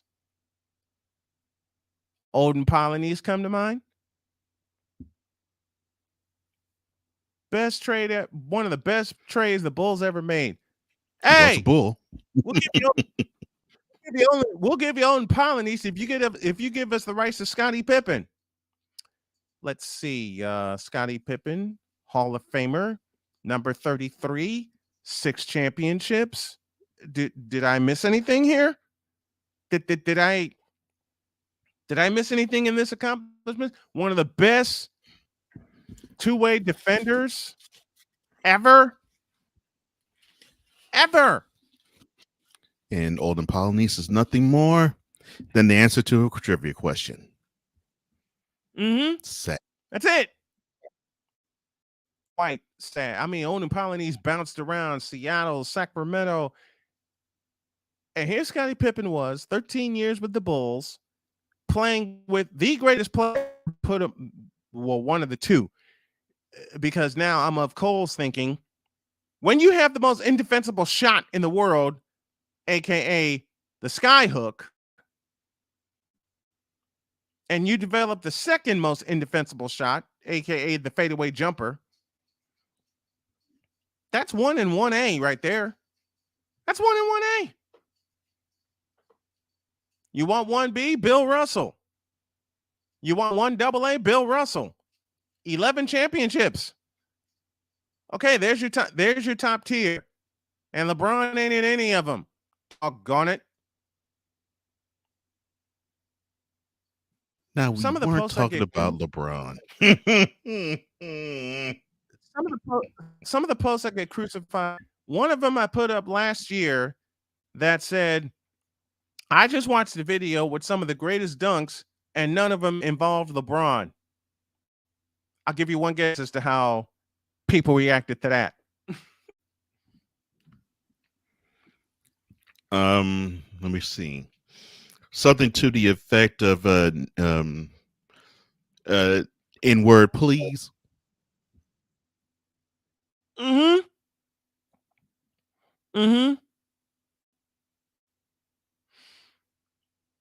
Now I got, you have to create a graphic for adult. You know what? May I borrow your adult? Oh Lord. Okay. May I borrow your adult of the week and have the perfect nominee? I'm gonna have to scroll and find it as we are heading to the top of hour number 3, 6 minutes before Mike Debate joins us to talk NFC North. But but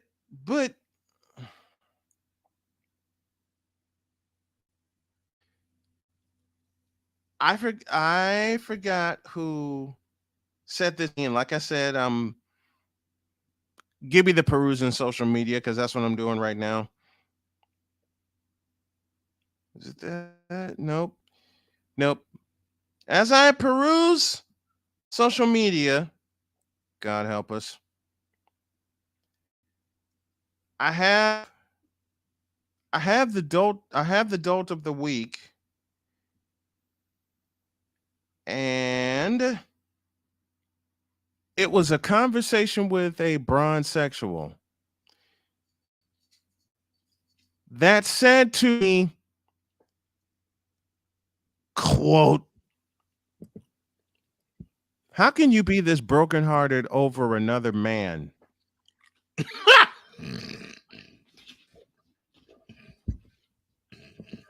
Close quote. I was kidding when I said that. Oh my. I wish I was messing around when I said that. But unfortunately, I'm not. I am not kidding that as we doom scroll. I mean, peruse social media. I gotta find that. I gotta find that comment because some idiot actually said that to me. What was this troll trying to imply? Don't answer that question. Don't answer that question. That's all I gotta say. Okay. As I turn it over to my EP, we're now 1 minute past the hour. Open the show with Roger Craig. Kobe Bryant, Al Michael, let's see, Pat Summerall and John Madden brought us into the show. Al Michaels and Doc Rivers brought us into hour 2. Okay, EP. Who's going to bring us into hour 3? I can't do it. We'll do it live. Do it live! I'll write it and we'll do it live! Mister, will you please wake up? Here's a 2-1. And that's driven deep to left center field. Gardner is going back. Looking up. See you later. See you later. Astros headed back to the World Series. Jose Altuve, a walk-off 2-run homer. And the Astros beat the Yankees 6-4. Win the ALCS. 4-game ALCS.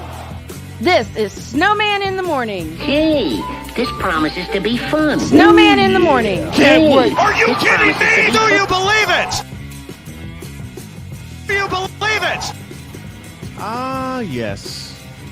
The great and fantastic Ford. The radio voice of the Houston Astros. Their flagship stations came bringing us into hour number 3. We got Mike Debate on the way in 180 seconds to talk all things Green Bay. I mean, NFC North. But how do you use the draft? How do you fix the draft? Move it to San Francisco, move it to Chicago. No trades until the draft is complete. Move it to the House of the World Champions. Oh, I said already. San Francisco.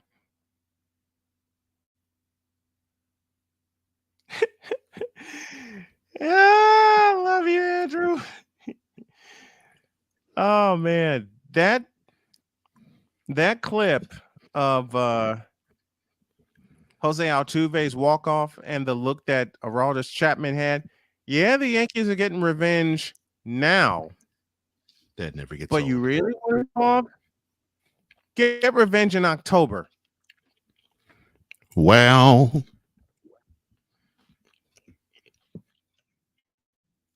that's all I got to say. Get revenge in October. I'll take the June L's over the October L's any day of the week. Same. Get revenge in October. just like I told the Rams, and they did get revenge in January. They did over my 49ers. But you know something? Those two are going to raise 6 stages of hell against each other. All right. We're 60 seconds away from Mike debate. And like I talked about 2 weeks ago, as we lead into our football conversation, the Rams and the 49ers are above everyone else in the NFC, period. Let's bring Mike debate on as it's 5 minutes after the hour.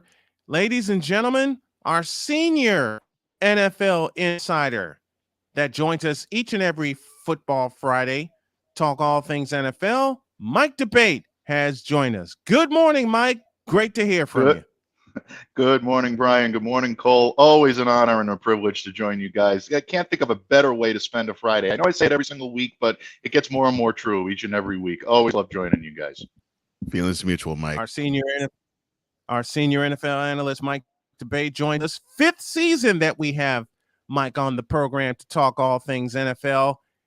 And I will say this, I will keep saying it. Mike agrees with me, Cole agrees with me, and there are a few others that agree with me.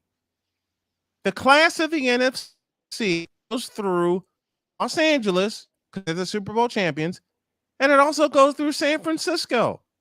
Those two are above everyone else in the NFC, Mike. Yeah, I'm in full agreement. I mean, you always have to give the nod to the defending Super Bowl champions. You know, I use my favorite Ric Flair quote all the time: to be the man, you got to beat the man. And right now, that's the Los Angeles Rams. But to discount the second, team in that division right now, and I mean, there are some, including us on this microphone right now, that may make the argument that they are the top team in that division, and that's the San Francisco 49ers, stacked from top to bottom, whether it be at the quarterback position, running back, weapons at wide receiver. In my opinion, they have the most complete tight end in the game. And then you flip the ball over to the opposite side, tremendous stifling defense and great on special teams. So when you are able to put all of that together, combined with the coaching prowess of Kyle Shanahan, yeah, I would agree with that. I think that is the class of the NFC. And a lot of the other teams right now are looking up at that. And those are the last two teams standing. So let's face it. I mean, this is where teams really make their bones, so to speak. And they're going to have to do that either in LA or in San Francisco this year if they want to be taken serious as contenders. Cole, your thoughts on the statement that the class of the NFC goes through SoFi Stadium and goes through Levi Stadium, and it's going to be that way for a while. I feel that's the case. I mean, those are the two teams that ended up being the NFC representative in the championship game, and that pretty much solidifies that they're the number 1 and 2 teams in the conference. You will have many folks argue, though, in saying that the Bucs are just simply because of number 12. Now, my issue with that, for those who want to claim that it's the Buccaneers, it's twofold. One, they're running with whom? I know the backs, but my question with that is, okay, so it's Leonard Fournette and ... And then the second of the twofold, how are they stopping the run? I mean, yeah, they have some secondary issues, and the linebackers, to me, work far too much for my liking.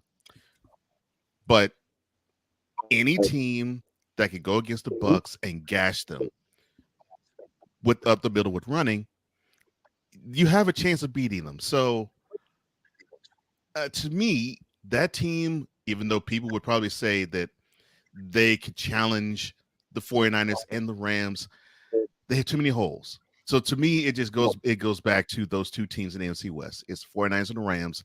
They're the class in the NFC. And if anyone comes at me and says the Cowboys, you're absolutely ridiculous for saying it. No. And if you say the Packers, I will tell you why it's not them too later on in this segment. But yeah, to me, it's the 49ers and the Rams. And that leads to our discussion. See North. Mike, our senior NFL analyst, joins us. his 5th season with the program. It's Green Bay and it's everybody else. As much of look, we call the NFC East the NFC least, but you want a division that can copy that? It's the NFC North. I mean, it was the NFC Central once upon a time, but as much as I hate saying this, Mike, it's Green Bay and it's everybody else in that division. Yeah, I mean, as much as I agree with Cole in saying that I don't believe Green Bay is at that top echelon that we discussed earlier in the conference itself with the San Franciscos and the LAs, and yeah, I think you can put Tampa Bay maybe a cut below those two teams. I don't quite think Green Bay is there, but they're clearly the class of this division. I mean, there's no question about it. Even losing an all-pro like Devontae Adams hasn't lessened their stranglehold on what this division is going to be this year. I mean, they brought in some decent opportunities, or I should say, they brought in some decent players with opportunities to make that argument as being Aaron Rodgers' new favorite target. Obviously, Sammy Watkins, the veteran of that group, but I like Christian Watson and I like Romeo Doubs coming in for this team. I think those two receivers. Romeo was somebody that I scouted for the Patriots because of his speed, his ability to be versatile. I think he fits their system well, but ultimately, I mean, this team is going to continue to be the top team in the division because of Aaron Rodgers. And I mean, whether he's taken a step back, whether there are a lot of arguments that you can make, I guess, with Aaron right now, but yeah, this team is clearly still head and shoulders above the rest in that division. There's basically nothing else to say because you don't know what you're going to get with the Chicago Bears. They're going to start Justin Fields, but their offensive line is porous. Minnesota has Cousins. That's all you need to know about that. And then there's the case of the Detroit Lions, who have not taken a step forward since 1991. I mean, what do you do with that division that is becoming such a save Green Bay that is becoming such a fire right now? Yeah, I mean, there really is no question about it. And you look at what the teams around the conference have done. You're right. I mean, Detroit coming off of a very dismal year, and I'm trying to be diplomatic here in the way that I put it, really brought back a lot of their own, free agents. I mean, with the exception of DJ Chark, I mean, they haven't really added any player of significant value to that, so you can't see them making a large step. Yeah, the Bears with Justin Fields I think are going to be a little more explosive on offense this year. I think that he will add a little bit of a repertoire to his game, but he's going to have to stay protected. You're right, that offensive line is definitely going to be a problem. And last I checked, I mean, the loss of Khalil Mack is going to be different. The scheme changed to a 4-3 from a 3-4, and after his season ended in that 7th game, Robert Quinn had a decent opportunity to kind of quell that a little bit, but the team is really going to miss him. There's no question about it. And the Vikings, like you said, I'm excited about what Kevin O'Connell can do in the future for this team at the helm. But with Kirk Cousins under center and the problems that they've had over the last few years, Minnesota stayed pat with their roster for the most part this year, Brian. That tells me that front office, maybe the players thought that Mike Zimmer was the problem. I think they're going to discover that problems maybe ran a little bit deeper than that in Minnesota. I don't think they made the wrong decision because I like O'Connell, but at the same time, it's going to be a little bit of time before he's able to rebuild. This is not just extract the coach and insert winning team. There are other moves that need to be made in order to get Minnesota back where they should be. And speaking of we'll stay with the Vikings for a moment. They have Dalvin Cook, and I'll use Cole's line. They have Dalvin Cook and ... Who else? I mean, you want to talk about Adam Thielen, you want to talk about their receivers, Justin Jefferson, but Kirk Cousins is throwing them the ball. What is wrong with this picture? Well, like you just said, I mean, it's Kirk Cousins throwing them the ball. And I think that, ultimately when you find a team, and Brian, we talked about this several times when it came to the Seattle Seahawks and how they became far too reliant on Russell Wilson. We talked about this with the Cowboys where they weren't reliant enough on Ezekiel Elliott. With Dalvin Cook, now all of a sudden you're going to be putting a ton of pressure on this kid's shoulders. And if there's anybody that can carry the load, I mean, Dalvin is a dynamic running back. You make the argument that he's the top runner in the league. And I think people would, be very, very quick to agree with you there, but they're going to have to rely on some of their other weapons. Justin Jefferson is as good of a route runner as I've covered in the NFL for a number of years. Love to watch this kid. Kirk has to find a way to get him the ball consistently, find a way to utilize his strengths. If it's not Kirk, then it's going to be another quarterback that's going to come in and do that. Thielen is a nice complementary piece. I like him. I'm definitely not downplaying him. I'd like to see Irv Smith Jr. involved in the offense a little bit more. Love me some tight endage, so I'd like to see him get involved there. But they're going to have to find creative ways to move the football, and ultimately that's going to be Kevin O'Connell's biggest challenge this year. How do you get that team to be a diversified offense that doesn't have to rely on Dalvin? And you said the key position that, bring it back to the 49ers use very well, and that's the tight end position. Who's going to fill that George Kittle kind of role where you can block, but you need the key catch? I go back to 2009 against the Saints. Who's going to fill that role?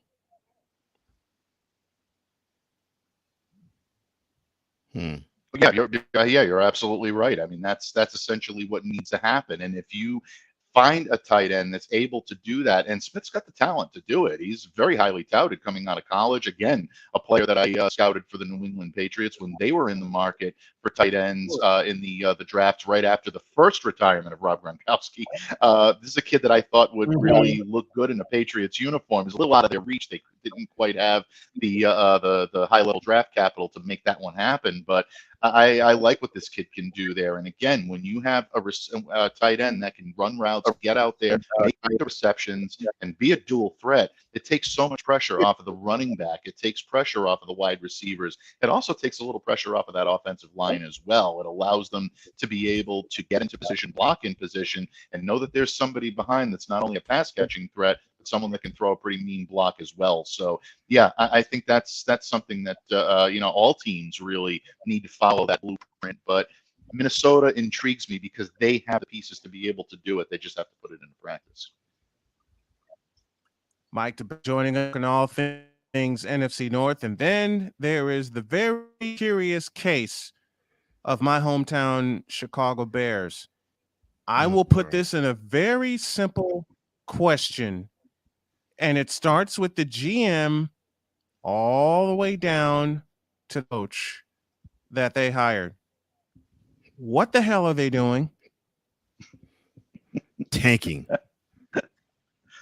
Thank you. I'm glad Cole went on record and said that, so I didn't have to. But it doesn't mean I'm not going to agree with him. That's absolutely correct. I mean, that is what they're doing. I mean, this is a tear down and rebuild. And for all intents and purposes, I feel for Justin Fields because I think he has the ability to be a top level type quarterback in this league. I think he will be. And there are complementary pieces around him that can get the job done. I don't want to make it seem like this is just a roster of complete and utter also-rans. David Montgomery is a good running back. I like his style. I do like Cole Kmet at the tight end position as well. Again, I have a tendency toward that position. So I'm naturally going to watch what these guys can do. But the defense is going to struggle without any question. I know Roquan Smith is, a guy for the future. He's definitely going to be in this for a little while. Robert Quinn is still a savvy veteran. Mario Edwards Jr. that can be someone that can be, on the second string, maybe coming in off the bench and giving you a little bit. But they're going to struggle, and they are going to struggle, especially in this division. They don't match up particularly well with Green Bay or Minnesota, who really will be their primary competition. So could be a long year for the Bears, but they have to start building something well. If they continue to commit to this rebuild and they rebuild the right way, then there are the pieces in place, namely the quarterback, that can help them do that and be a formidable factor in the NFC North for years to come. But as much as it pains me to say that, we love to make the Chicago jokes and we love to talk about the Bears, but it's not going to happen this year in the NFC North. No, it isn't. That's our look at the NFC North. And us, Mike Debate is his 5th season with us, and wait till we start doing September. We will choose some games, and we will take a look at it, and we'll make our picks. Of course, that'll begin in September, and Mike will be with us for every single week. Next week, we'll talk all things NFC South. Love you, Mike. Thank you for the time, and thanks for coming on again. Absolutely. I love you guys too. Thanks so much for having me on. Have a great week, great weekend. Can't wait to do it all again. All right. Same Thank thing, you, Mike. Mike. Thank you so much. Love you, brother. Have a great weekend. Cole, what the hell are the Bears doing? You said it best. They're tanking. Every look. other team in that division, Minnesota, Chicago, and especially Detroit, I can honestly say that the rebuild in Chicago seems committed to. The Detroit. I should have asked this. What the hell are the Detroit Lions doing? What are they doing? Okay. All right. I'm going to be blunt. So go ahead. Some of the Caskey family were the arms were twisted hard for them to get their brand spanking new franchise quarterback, and they figured if we draft this guy, then all the talk of, well, the Bears aren't serious about doing anything because they've never had a franchise quarterback is over. That's what they were thinking. So they draft Justin Fields. But a funny thing happened on the way to drafting Mr. Fields, and that is that team has no offensive line. And so what are you going to do? Say that They again, barely please. can run. Could you say that again for those who keep seats at Soldier Field?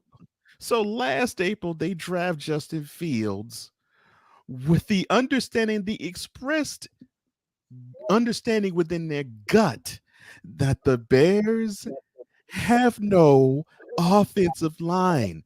And if you think I'm just saying this arbitrarily, all you had to do was look at when he was inserted into the second preseason game after the first. He said that, well, the NFL's a breeze.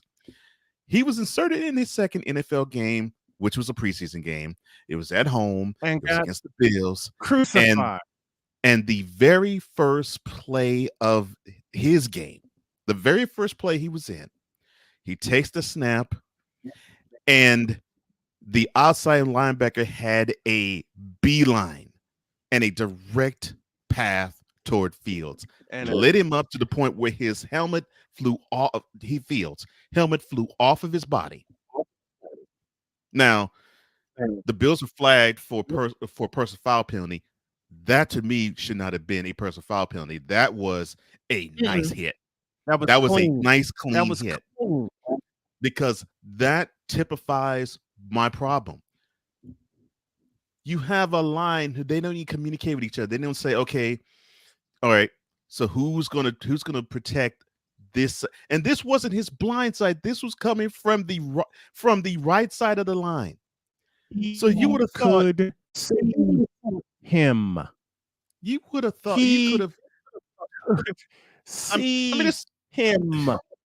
I mean, there's so many things you could have said to him. Okay, so all right, Justin, if you see an outside linebacker who is unmanned, have the tight end, had the tight end be in motion to put him there to mitigate that, or do a dummy signal to have the running back say, pick that guy up, or have the line talk within each other and say, okay, we'll shift the support.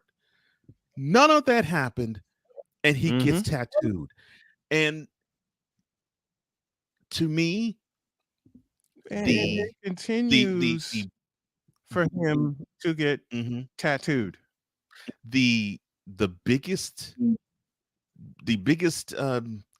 indicator of if you're going places or not is not the quarterback, it is how well you protect him. That is the key indicator. because you can have someone who has Dan Marino like type talent, but if he can't throw and you don't give him time to throw, what's the use of having someone that talented under center? That's what they potentially Now have I'm in going Chicago because of their Chicagoers. They continuously have everywhere: front office, ownership group, coaching staff. Now I'm going to say some people angry at me, but I don't care. It seems like the black quarterback, not just of today, but of yesteryear, in 4 words, has no pocket presence. What do I mean by that? They see a problem and they take off running. Yeah. No eyes downfield while they're running. Am I saying anything wrong here? Am I giving off a falsehood that I shouldn't be? But they see a problem and they take off running. And I offer the example of one Lamar Jack, who is going to Lamar Jackson, Justin Fields, they're going to get tattooed. I said this last year. People didn't believe me, but you started to see it. Lamar Jackson's regressing right before our eyes.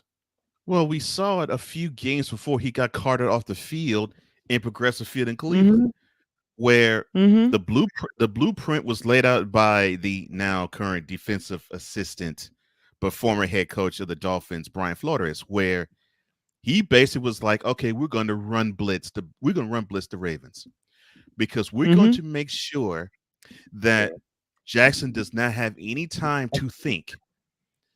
Now, if we were to try to just regular blitz him, he probably would read it and then he would take off and he'd run.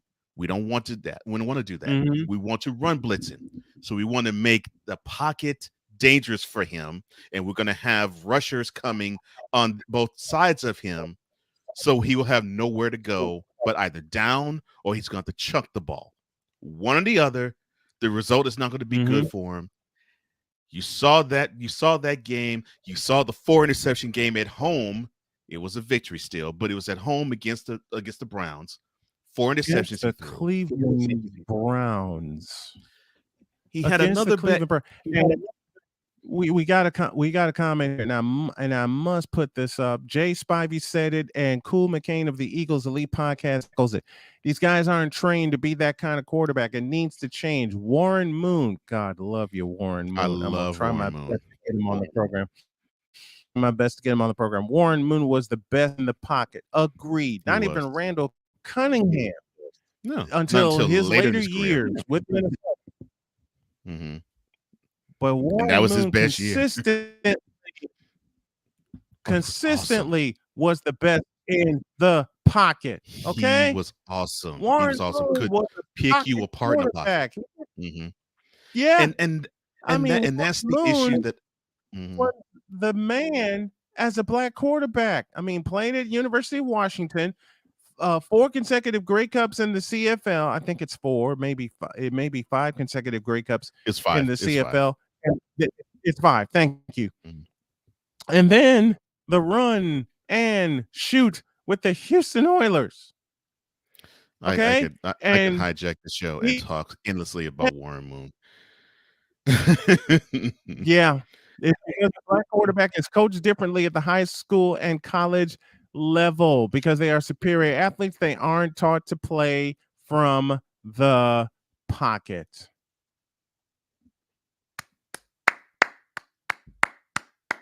Pardon me while I stand up and applaud in the immortal words of the late great Jack Buck with that comment. Cool McCain again from the Eagles Elite Podcast. He should be training these black quarterbacks. He should and be, I get but the question is they aren't asking for him. Yeah.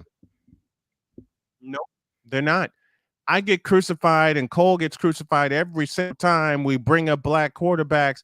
And you know, these people of the day, these fanalists, no, you should be applauding Lamar Jackson. No, I should not. I applaud him. I for know this what I a- Yeah, I applaud him for this aspect. I think he has the itch to want to be that type of quarterback. I applaud him for that reason. What I don't applaud him for Yeah, is I think he's getting told, just be you, Lamar. Just be Lamar. You're dynamic as is. And you're sending these big messages to this guy, and you're going to ruin his career. You're going to cut it short. You already cut 1 year of his career short by having to do that because, like I said, he got carted off the field in Cleveland because he was trying to run. He was trying to avoid a sack. He got the ball off, but in the midst of running, he messed his leg up. It's that type of stuff. You know, and it goes down the line with him, with Fields, and of course earlier with Kaepernick. Now people think, and this is what frustrates me. And I'm glad you mentioned Warren Moon and Russell Wilson, and I'm glad you mentioned Warren Moon. This is what frustrates me about this. When you think black quarterbacks, people think that the guy has no ability whatsoever to play in the pocket. That all he does is if he gets to the second read, you're thankful. But basically, he will just lock you in on one read. And if that read is covered, he'll tuck the ball and run. And they think every black quarterback that comes out of college is in that mold. And it frustrates me because you see so many of these quarterbacks who are black, unfortunately, who come out of college in that mold. But we have seen many of them time and again, if they don't adjust, like Michael Vick did, if they don't adjust, like Randall Cunningham did, then you're going to see them basically wilt on the vine. The prime example is Cam Newton. Wilting on the vine because he figures he could do the exact same thing now that he did 10 years ago. And he's learned he can't run as fast. He's not as strong. He's not powerful. And he's not as healthy. And he's not back, as he screamed in Arizona. He loves screaming, I'm back. I'm back. No, you're not, Cam Newton. Let's take a pause here. 31 after hour number 3. Here on the program, we're going to talk more about this during hour 4, where we just let everything loose. But we'll take a pause, and Ivan Dawkins, can't wait to get this brother on this conversation to join us. All right, let's take a pause for a break. You're watching Snowman in the Morning with Cole Johnson on BS3 TV and YouTube, and you're listening live on TuneIn as well as Real Wise Radio and the SDM Sports Network, and 24 hours a day at officialsitmorn.com. Ivan Dawkins is next after the break.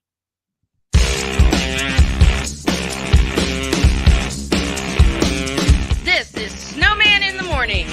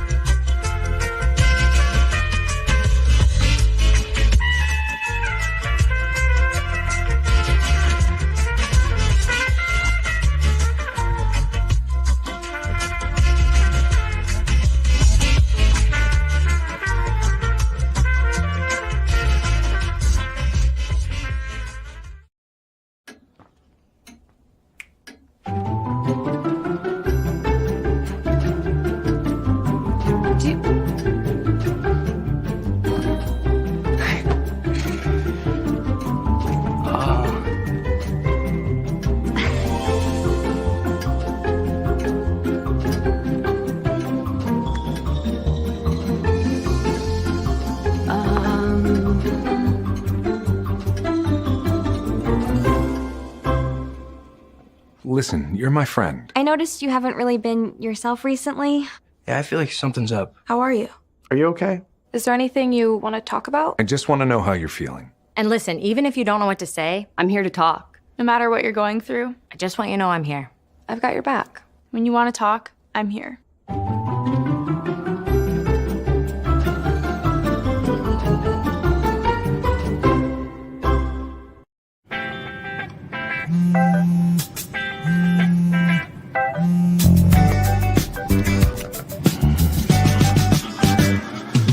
Baby, you see, you're so right for me, and I'm right for you.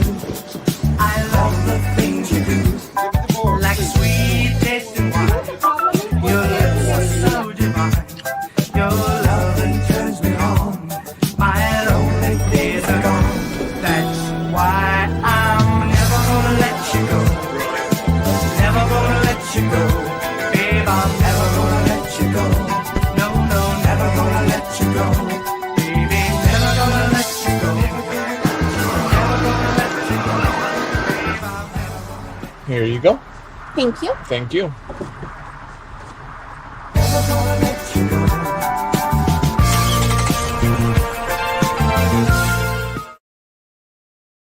Hey guys, it's me, Isabella Gomez, filling in for Smokey Bear because he's got more to say than just. Only you can prevent wildfires. Like, if you're outside enjoying a barbecue, don't let a hamburger distract you from fire safety. Make sure you aren't dumping your hot coals or ashes onto the ground because that could start a wildfire. So take wildfire prevention seriously and let's save the world one day at a time. Juntos con Smokey Bear, podemos hacerlo.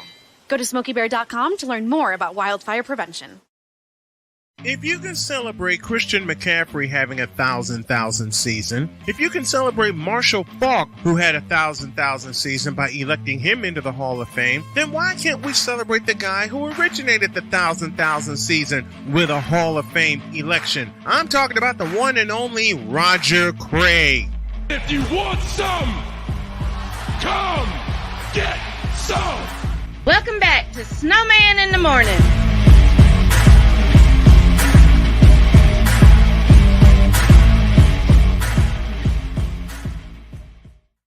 Yeah, baby.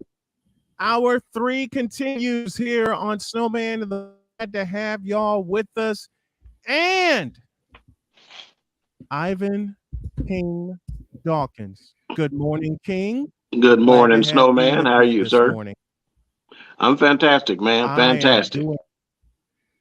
I'm doing absolutely fabulous. Ivan Dawkins joining us here on the program. We were talking black quarterbacks and how they are trained different. And the one black quarterback who had me hooked, Warren frickin' Moon. Warren Moon.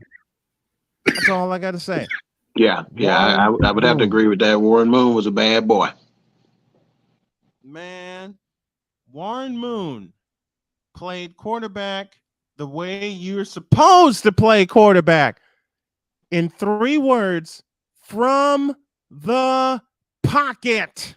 From the pocket. Okay. Why do I love Joe Montana and Steve Young so much? Steve Young learned to be a pocket passer when George Seifert got in his ear, which led to, I don't know, an MVP season in 1992 and another one in 1994. Why aren't black quarterbacks trained to play quarterback? I give it to you. Hey, that is a fantastic question.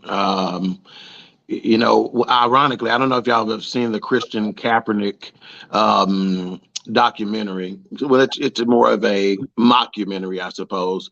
You know, because they do have some actors in it or whatnot. But Kaepernick is actually Colin Kaepernick is actually doing the narrating on it, and he makes some appearances. And as you can see through his life, he went through a lot of camps where he learned the traits of being a quarterback, such as, you know, your 3-step drop, your 5-step drop, and back in the day, your 7-step drop even. So that's a great question. I can't answer that question other than maybe if we're giving a legit reason, it's finances, because getting to some of those camps and things of that nature where they do some of the more detailed training is probably out of reach for some of our black quarterbacks based on how they're coming up. And during a football season or 2-a-days during the summer at the high school level, they're probably not getting that detailed. And there's probably very few coaches at that level who have the expertise to be able to pass on that coaching. Absolutely. Absolutely right. I've seen it with the Chicago Public League for 14 years. They scramble more than they throw, and they depend on their bazooka arm, which gets worn out over time. Right.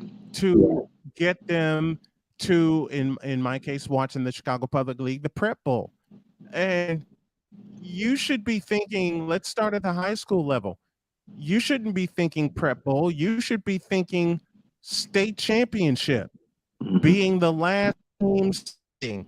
And I hate this about the CPL, that they don't think state championship, that they don't think playing 14 weeks and being the final team standing, be it at Memorial Stadium in Champaign or Redbird Stadium in Normal, Illinois. You don't think that way of getting there. And it's so sad that you see that black quarterbacks today. We mentioned Lamar Jackson regressing right before our eyes. Am I making a statement there? No, I think you're right on point. And in fact, to piggyback off of it, I love conversations like this because they spark that thought process, right? They cause you to dig deeper mentally in that situation. So you said something very key there. You said it wears on their arms, you know, because they're trying to use that bullet arm. Well, their bodies are getting worn down as well. Okay. And then what takes place is that weapon that you have, which is mobility, starts to deteriorate as well. Right. In addition to that, if you've not been taught to play in the pocket, what is the first thing that you learn in the pocket other than dropbacks and things of that nature? What do you gain from that? What advantages do you gain from playing in the pocket? And that is accuracy. I don't think there's a quarterback in history, maybe one or two, who is more accurate while scrambling than they are in the pocket. And I don't think anybody would consider those guys great quarterbacks, right? Because a great quarterback isn't going to do that.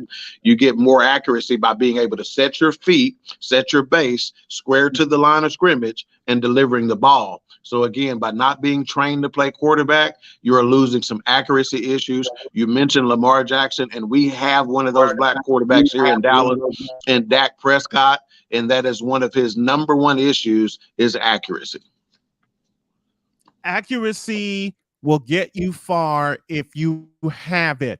We mentioned Randall Cunningham late in his career with the Minnesota Vikings, that 15-1 season, and didn't get him a Super Bowl. Gary Anderson is blamed for that, for missing a 39-yard field goal that would have sealed the game, put him up 2 possessions. But Randall Cunningham was shut down in that NFC Championship game, especially in the second half when the Falcons figured it out. Make him scramble. Get him back to where he was. All right. Get back to thinking run first. And what was missing for Randall Cunningham in that NFC Championship game, 2 words: Robert Smith. Yeah. Ooh, you want to, hey, you said a mouthful there. So when you talked about, you know, you and I talk about Roger Craig quite a bit, right? And Roger Craig, I'm right there with you, belongs in the Hall of Fame. When I say cut from a Roger Craig cough is Robert Smith. Oh, you want to talk about an underrated running back, man. Robert Smith was a quiet assassin, man. He was dangerous. And cut from that Roger Craig cloth. No What doubt. people don't get about Roger Craig, his first running mate was the guy that preceded him, even though he didn't have 1,000 season, was the guy that preceded him. Wendell Tyler played with the Rams, played with the 49ers. But I'll put this comment up, and it is so true. The absence of Roger Craig and others like him from the NFL Hall of Fame is a travesty beyond words. Not only Roger Craig from that 49er team, I also mentioned John Taylor. Oh, no doubt. Number 82. Where is the love for John Taylor out of Delaware State? Matter of fact, the 49ers are the only team to start 2 receivers from black colleges. Love it. Jerry Rice from Mississippi Valley State and John Taylor, Delaware State. Where's the love for John Taylor? I will always ask this question. I believe in John Taylor getting in the Hall of Fame. If you can rally around John Stallworth, who is absolutely worthy of being in the Hall of Fame, don't get it twisted. He's absolutely worthy of being in the Hall of Fame. Why can't the community rally around John Taylor, who was the only receiver in Monday Night Football history with not 1, but 2 90-yard touchdown catches in the same game, in a game where Joe Montana, who was the greatest quarterback in my opinion, a game where Joe Montana had ribs that were hurting him, had to get a shot before the game. The Rams jumped out in that game in December of 1989 to a 27-10 lead. The Niners get a touchdown, make it 27-17. And the Rams were about to put the 49ers away. They were about to put them away in that Monday night game. And Doug Smith couldn't get the snap up to Jim Everett. Matt Millen falls on it. And one play later, it's a 4-point game. As Montana hit John Taylor for that 96-yard touchdown. See, a lot of quarterbacks don't know how to take care of their arm. Thank you, Sick Diggy, for this comment. And I want you to comment on this as well. A lot of black quarterbacks probably don't know how to take care of their throwing arm, let alone their bodies. I give you the floor with that comment, Mr. Dawkins. Yeah, no doubt. That's a very well stated comment, right? And here's the thing. Again, it's about how you don't learn those traits and those skills once you get to the NFL. You need to be having them before, right? You need to have your mind on that sort of thing before, because when you get to the NFL, of course, they're going to start doing some things and incorporating some of the things that you need. Unfortunately, by the time you get to the NFL, you've already starting to break down some, especially if you got any sort of playing time in the lower levels in your Division 1s and Division 2 colleges, right?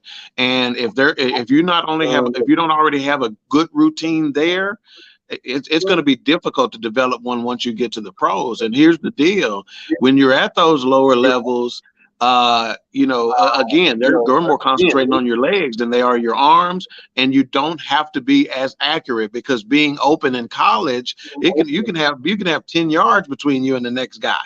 To be open in NFL, it's a guy in your jock strap, and you're considered open in some situations. So again, the development or taking care of that arm is a big piece of it, as well as nutrition, right?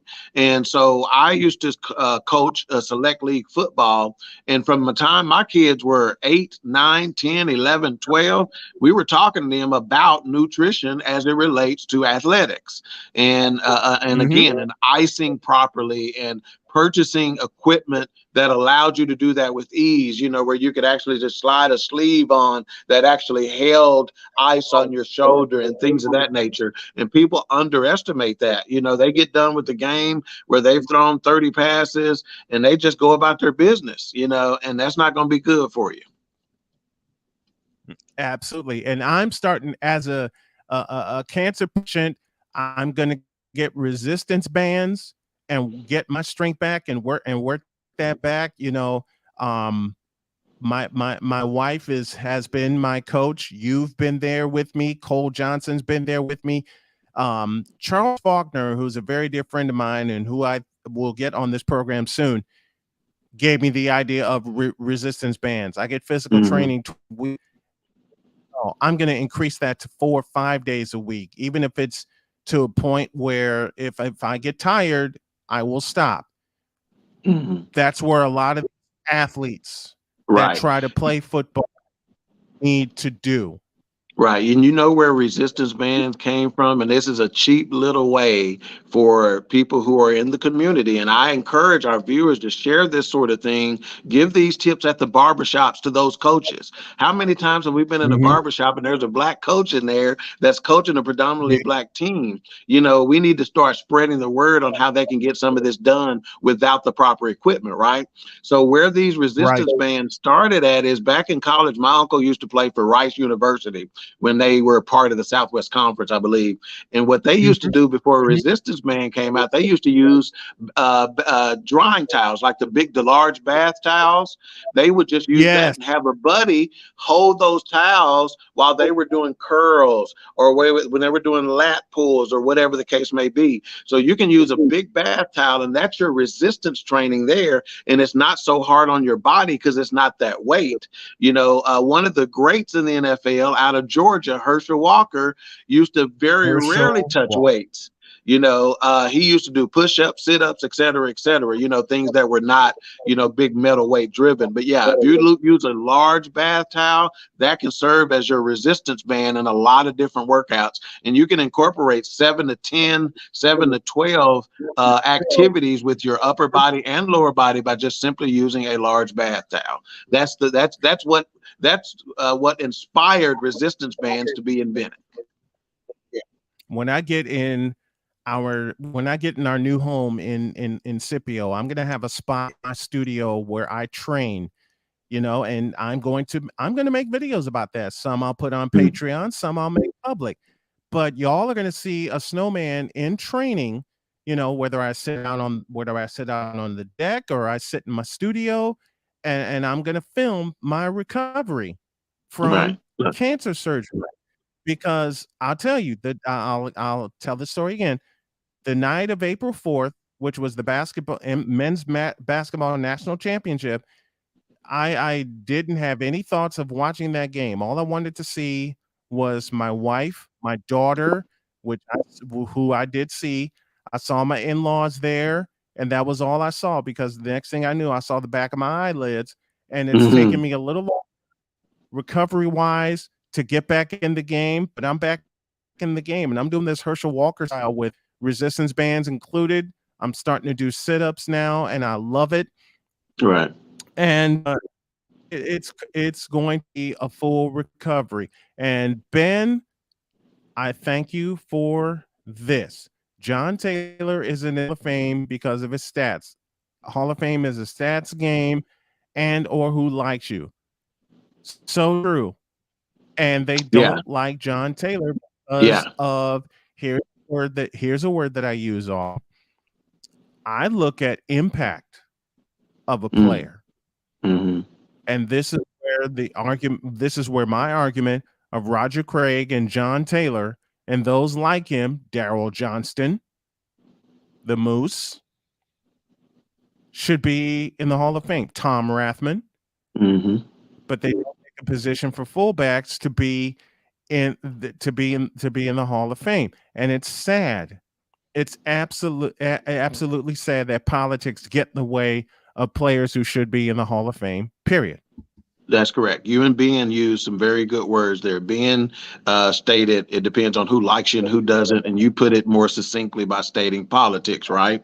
So unfortunately, being a quiet about your business player doesn't do you a lot of good when it comes time to getting voted into the Hall of Fame, right? So we all know how the Hall of Fame committee works. You got somebody who presents a player and then they're voted on.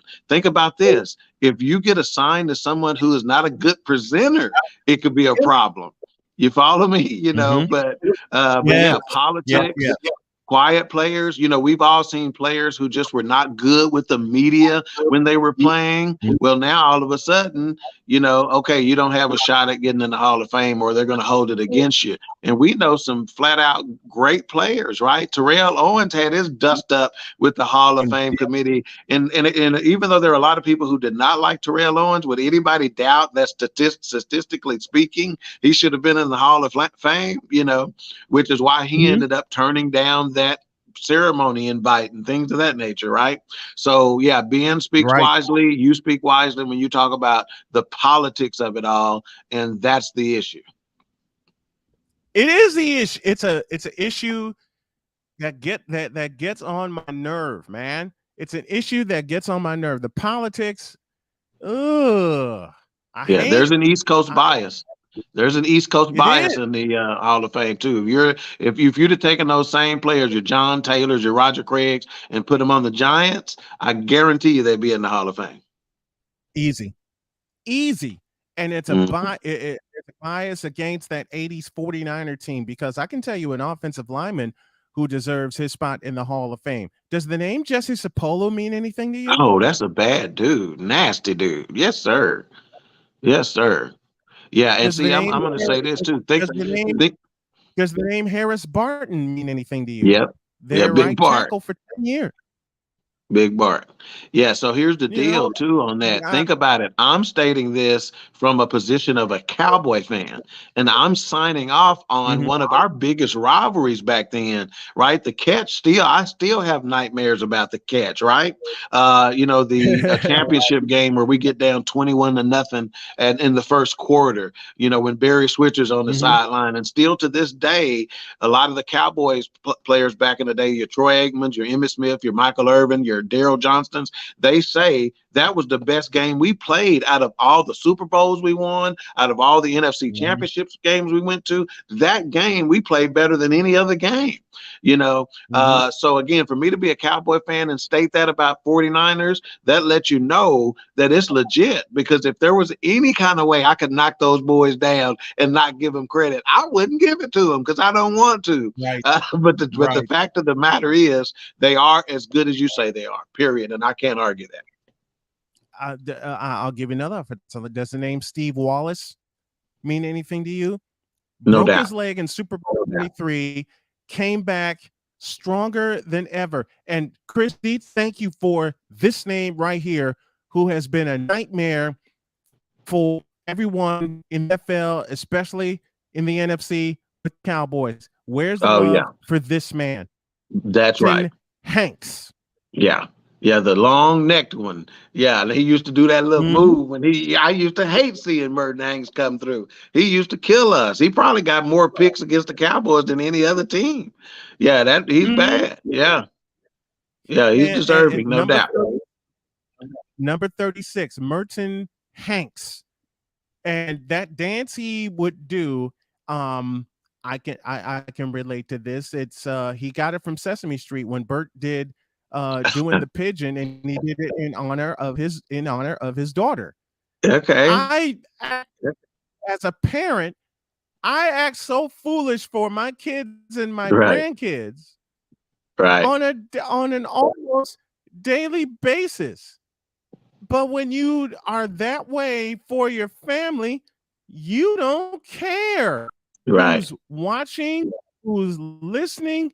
You don't care. Yeah. I will act a fool in front of my grandkids in a heartbeat just to hear them laugh, and to see Merton Hanks honor his kids, honor his daughter with that dance when he would get in the end zone and start doing that dance. Yeah. I mean, there's a dance I do for my wife all the time just to get her laughing when I know she's had a bad day. One of my favorite songs of all time is the Bangles, Walk Like an Egyptian. And I remember the first time when my wife was at Indiana State University, and she had a busy day because she taught 3 classes, and then she was, doing things with her students, and she had a moment alone. I brought lunch, walked in, and I just started walking like an Egyptian. And to see my wife crack up laughing I love it. was the great thing. Dietz, thank you for this as well. It was a rivalry with the Cowboys and the 49ers. I respect our rivalry with the Cowboys. You got two Cowboy fans talking about 49ers who should be in the Hall of Fame. That's why it was a rivalry. You know, my favorite Hall of Fame speeches came from a Cowboy, Larry Allen, when he talked about how he met his wife. You know, where's the love for rivalries, man? Right. Where's the love for rivalry? Right. Yeah. I bet you it isn't. drives you crazy, Snowman, after a game to see them shaking hands. You know, back in the day, you know, we didn't, you know, we ain't finna shake hands. We switching jerseys. We, you know, when you get knocked down, I don't even like to see my team help nobody from the other team up off the turf. Nuh-uh, don't help him up. Right. You know, we don't do that. Let him get up on his own. Let him get up on his own. Yeah. It's like it's like my favorite announcer is Jim Durham, who did the Bulls for many, many years. They were Bulls were playing the Celtics in '87. Bird gets knocked down. Brad Sellers was about to help him up, and then Bird like shoved him off of me. Like, I'll get up on my own. Right. Yeah. Yeah, I love it, man. See that, And yeah, you don't see it. You know, again, it is part of the, you know, they call it the wussification of our society, and I'll leave it like that because everybody knows what that means. And that's every part. That's every part of what it is. That's every part of what it is. It's the wussification of our society, and to lean on to a subject that I hold dear to my heart. It's the wussification of men. Yeah. Ooh, that's big. You know, say that one bull. Say that again. Say that again. It's the pussification of men. All right. Let's go all the way there. As we're into hour 3. King Dawkins hanging with us, and we're into hour number 4. I beg your pardon. And there is something I need to do really quick. We got Ivan Dawkins with us. As I'm going to go all the way there when we get back after this. Stand by. I can't do it. We'll do it live. Do it live. I'll write it and we'll do it live. Mister, will you please wake up? And give those guys a little extra weight. Roger Craig still on his feet, still running. What a run by Roger Craig. You'll never see a better one than that. 46 yards. He has that thing of getting those knees high and keeping the shoulders low. And he makes every team look like they're bad tacklers. Watch the way he gets that high knee action, keeps those feet going like two pistons. Then, at the same time that the knees are going high and keeping going, the shoulder can get low to take on a tackler. This is Snowman in the Morning. Hey, this promises to be fun. Oh, yeah. Can't wait. Are you kidding me? Do you believe it? Believe it. Sponsor the show. It's dropping Snowman in the Morning at Gmail. That's Snowman Morning at mail.com. Hanging with King Dawk as we go into hour number 4. And I'm going to hit a subject that's very near and dear to my heart. And that's the pussification of men. Let me go one step further. The pussification of black men in today's society. And you know why you know why the black men in today's society. Oh, I'm sorry about that. You know why black men in today's society are being pussified? They're being shoved out of the home. All right. Let me turn that off. And I apologize for that, folks. They're being shoved home. Period. Yeah. They're being shoved out of positions. Ooh, let me say this. They're being shoved out of positions of, here we go, authority. Right. Yeah. Yeah, and being shoved out of the home has been happening for decades now, and that's connected to the welfare system, to where, like, well, you can't get food stamps if there's a man in the house. Man in the house. Well, we got to eat, Oh, so they got him out of the house. In fact, there's a movie out there called Claudine, and James Earl Jones has a scene in it where he's like, if I'm in the house, I can't work. If I work and make too much money, I can't get help. If I lie about the amount of money I make, that's fraud. If I still, he just named all these things to where the system was set up to where the only way this works is for me to leave. And so I think we're experiencing the brunt of that in our society. I think we are, because we're having conversations like this, we are in a position where we're starting to make the turn and start to overcome some of that stuff. But make no doubt about it, for decades now, probably 4 or 5 decades, that has been the case. And this is where I bring up a very unpopular opinion.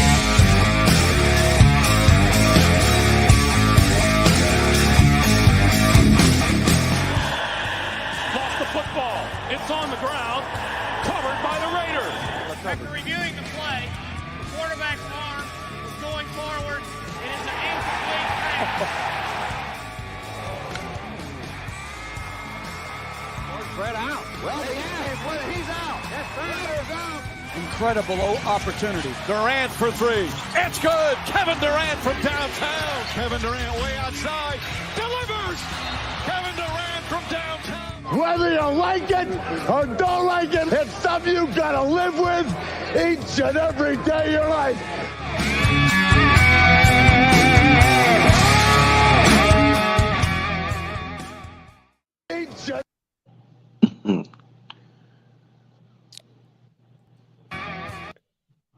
And the unpopular opinion is, since been shoved out of the home, the families can't get built, the players can't get coached properly, and men don't get built properly. Yeah. Think about how many star athletes, Hall of Fame athletes that we've come across whose dad was in the home, and they give him credit for work ethic and fighting through some things and et cetera, because I got news for you. When black dad's in the house, hey, you're going to come out as one thing. You're going to come out as tough. If nothing else, you're going to be resilient, because they're not going to let you, quit. They're not going to let you complain about it. It's just not happening. I can't tell you. In fact, probably, there's always a rank of what leading causes of divorce. And I bet dad being hard on son is probably on the list somewhere, because we know what's inside of our sons. So we try to get that out, and we know how to do that. And sometimes you want to talk about unpopular, it's unpopular with his mama, because that's her baby boy. And I speak on my dad, my late dad, all the time. In fact, tomorrow is my wife and I's 3rd wedding anniversary. Congratulations. And the reason I picked June 25th for us to get married, Dad's birthday. Okay, awesome.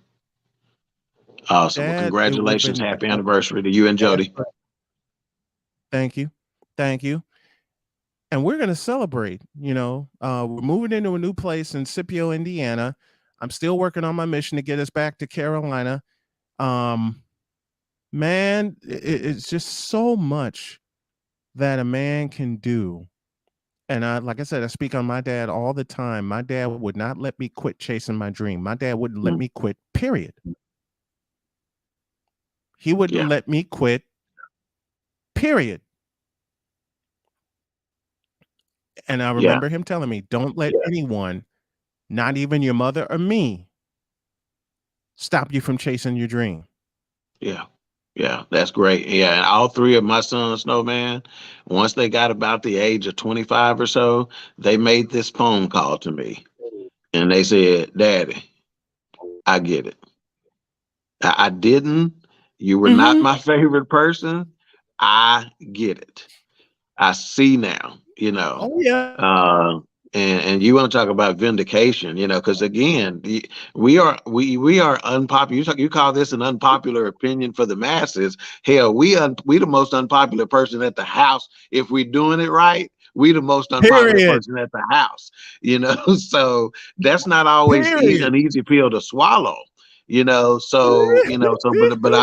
I can encourage these fathers out there, these young fathers, stick with it. And I promise you, around the age of 25, 26, 27, you're going to get that phone call too to say, Dad, I get it.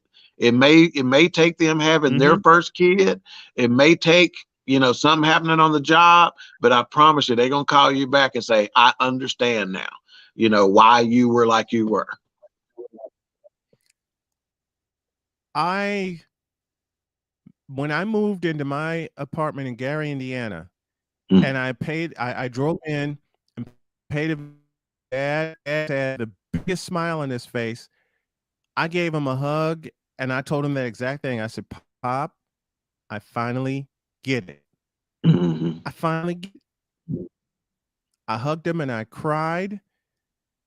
And he was kidding around and say, "Hey, stop." He said, "Hey, stop that crying." But he had a big old smile on his face. And I said, Pops, I get it now. I get it. And he looked at me and said, well, continue to get it because there's a lot more. Right. There's a lot more there. Yeah. And think of Dad every moment of every day and what he's taught me. And next month, I'm going to have a party on the 21st somehow because as my wife did earlier this week, I will turn 50. Wow. I don't feel like I'm 50. I feel like a kid at heart, man. Yeah, right on. Yeah, I turned 50 last year, so last October. So welcome to the club, sir. I turn 50 next month. I kick cancer square in the ass. Right on. I'm recovering. I'm doing some resistance training. I'm walking with my dog and I'm doing this show 5 days a week now. Yeah. Yeah, that's good, man. That is fantastic. That is fantastic. And sometimes we go through what we go through, not for ourselves, but for somebody else. Because one day you're going to have to encourage somebody who's going through something similar to let them know. You see, it's not important. Everybody can say, well, you can make it. Everybody can say, you're going to be all right. But there's very few people who can illustrate specifically, well, there's going to be some good days. There's going to be some bad days. There's going to be some days you're going to want to quit. It's going to feel like this. It's going, so you can specifically give them the tools necessary to be able to make it. So we don't always go through what we go through for ourselves. We go through it for somebody else. Absolutely. My dad and mom went through cancer fights. And I think of them every day. Thought of them when I went into surgery and came out on the other side. Right. Came out on the other side. Them. For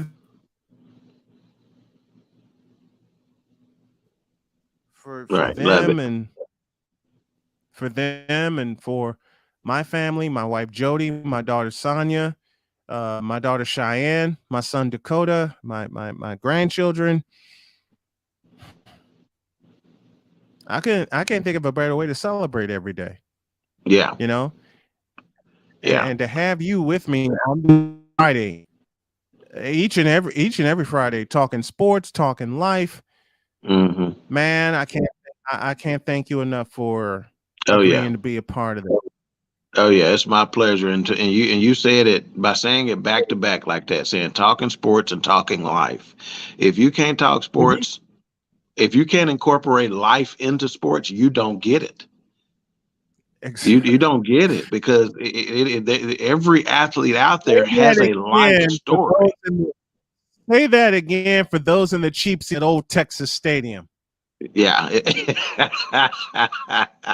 This Texas stadium with the hole in the roof so God can see his Cowboys. Yeah. But if you can't incorporate life in the sports, you just don't get it. If you don't see the life part of sports, you don't get it. And in fact, I'm willing to bet that is why the most successful coaches in the world have built relationships and incorporated life into their programs. And if you don't do that, you don't get it. One of my favorite MVP speeches was from Steph Curry when he talked about Dell, his dad, and I had the pleasure of meeting Sir Dell Curry a couple of years ago when I did a Hornets game against San Antonio, and I hope to get the opportunity to do more Hornets games in the future. I am leaning on an opportunity to get a job, to get a position with University of North Carolina, Greensboro. When they get people in place and they make the call saying, Snowman, we got you booked for this day and this meeting. I'm grabbing my wife by the hand, packing an overnight bag. We're going to Greensboro for two very important meetings because there's a high school that's interested in my broadcast services. And a friend of mine said, you just came out of surgery. How the hell are you going to do this? My friend Gary Rima, who retired after this past season as the voice of the University of Northern Iowa, lives in Florida and still made the trip for every single men's basketball game and football game. And I have a simple theory. It's a child's 5-year-old theory, but I'm going to use it. If he can do it, I can do it. Period. Definitely.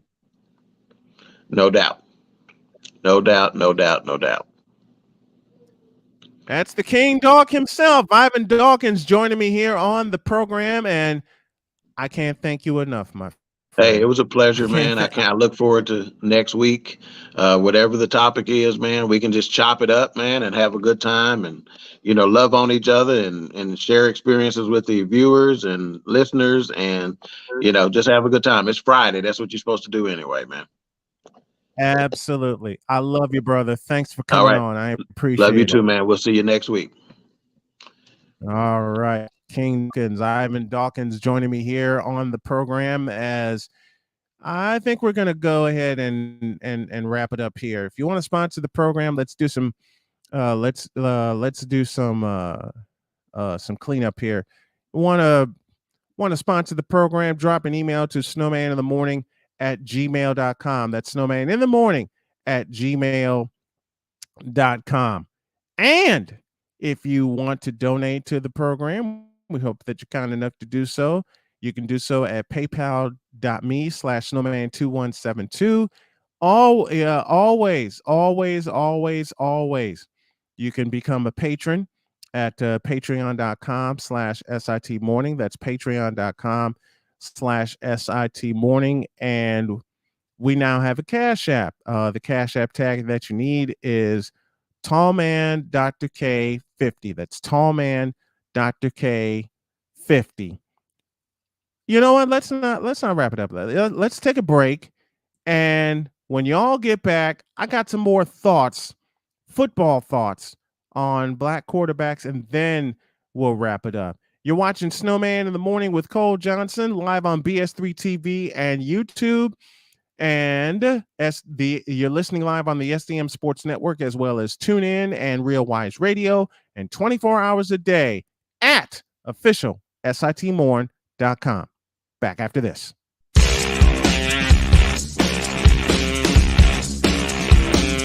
This is Snowman in the Morning.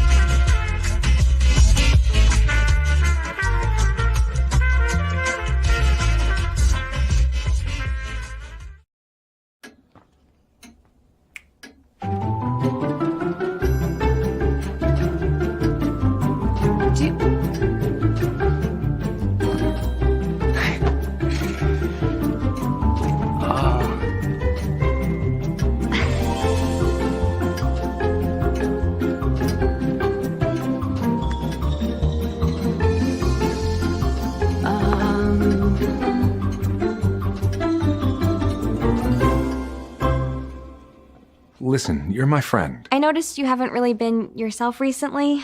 Yeah, I feel like something's up. How are you? Are you okay? Is there anything you want to talk about? I just want to know how you're feeling. And listen, even if you don't know what to say, I'm here to talk. No matter what you're going through, I just want you to know I'm here. I've got your back. when you want to talk, I'm here.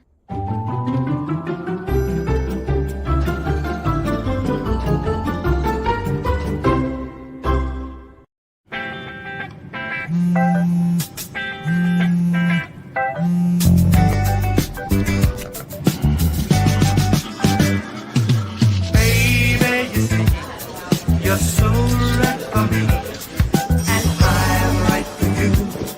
I love the things you do, like sweet tasting wine. Your lips are so divine. Your loving turns me on. My lonely days are gone. That's why I'm never gonna let you go. Never gonna let you go.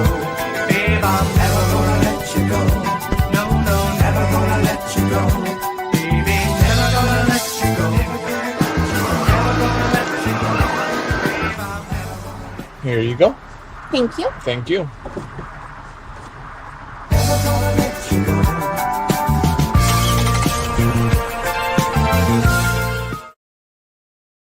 Hey guys, it's me, Isabella Gomez, filling in for Smokey Bear because he's got more to say than just, Only you can prevent wildfires. like, if you're outside enjoying a barbecue, don't let a hamburger distract you from fire safety. Make sure you aren't dumping your hot coals or ashes onto the ground because that could start a wildfire. So take wildfire prevention seriously and let's save the world one day at a time. Juntos con Smokey Bear, podemos hacerlo. Go to smokeybear.com to learn more about wildfire prevention. If you can celebrate Christian McCaffrey having a 1,000 season, if you can celebrate Marshall Faulk, who had a 1,000 season by electing him into the Hall of Fame, then why can't we celebrate the guy who originated the 1,000 season with a Hall of Fame election? I'm talking about the one and only Roger Craig. If you want some, come get some, come. Welcome back to Snowman in the Morning. Welcome back to Snowman in the Morning. 22. There we go. 22 minutes into hour number 4. Snowman here with you on this fantastic Football Friday. And we're just about at the finish line, but I want to leave y'all with a couple things. First of all, thank you for allowing Cole and I into your homes and into your ears every Monday through Friday. We're going to really tighten up this ship and get everything together because planning to sell the daylights out of this and get some sponsors beginning next week and get some advice on getting more sponsors. And we're just going to make this, we're just going to make this happen. I'm going to work on the set. And just make things better. I got some reinforcements coming that I'm going to check on today. And that is going to be that. And I want to thank y'all for being patient with me and with Cole while we get everything together. Monday, Jay Spivey will join us. We'll have a couple of other guests, and we'll get you through the weekend of sports. So thank you once again for hanging with the Snowman and Cole Johnson. And that is going to be that. Have a great weekend. God bless. Remember to make your next move your best move. And always remember, if your dreams don't scare you, then they are not big enough. Dream big, do bigger. That's what we're doing, and that's what we hope y'all are doing. I am out of here, and I will see you Monday. Thanks for watching, everybody.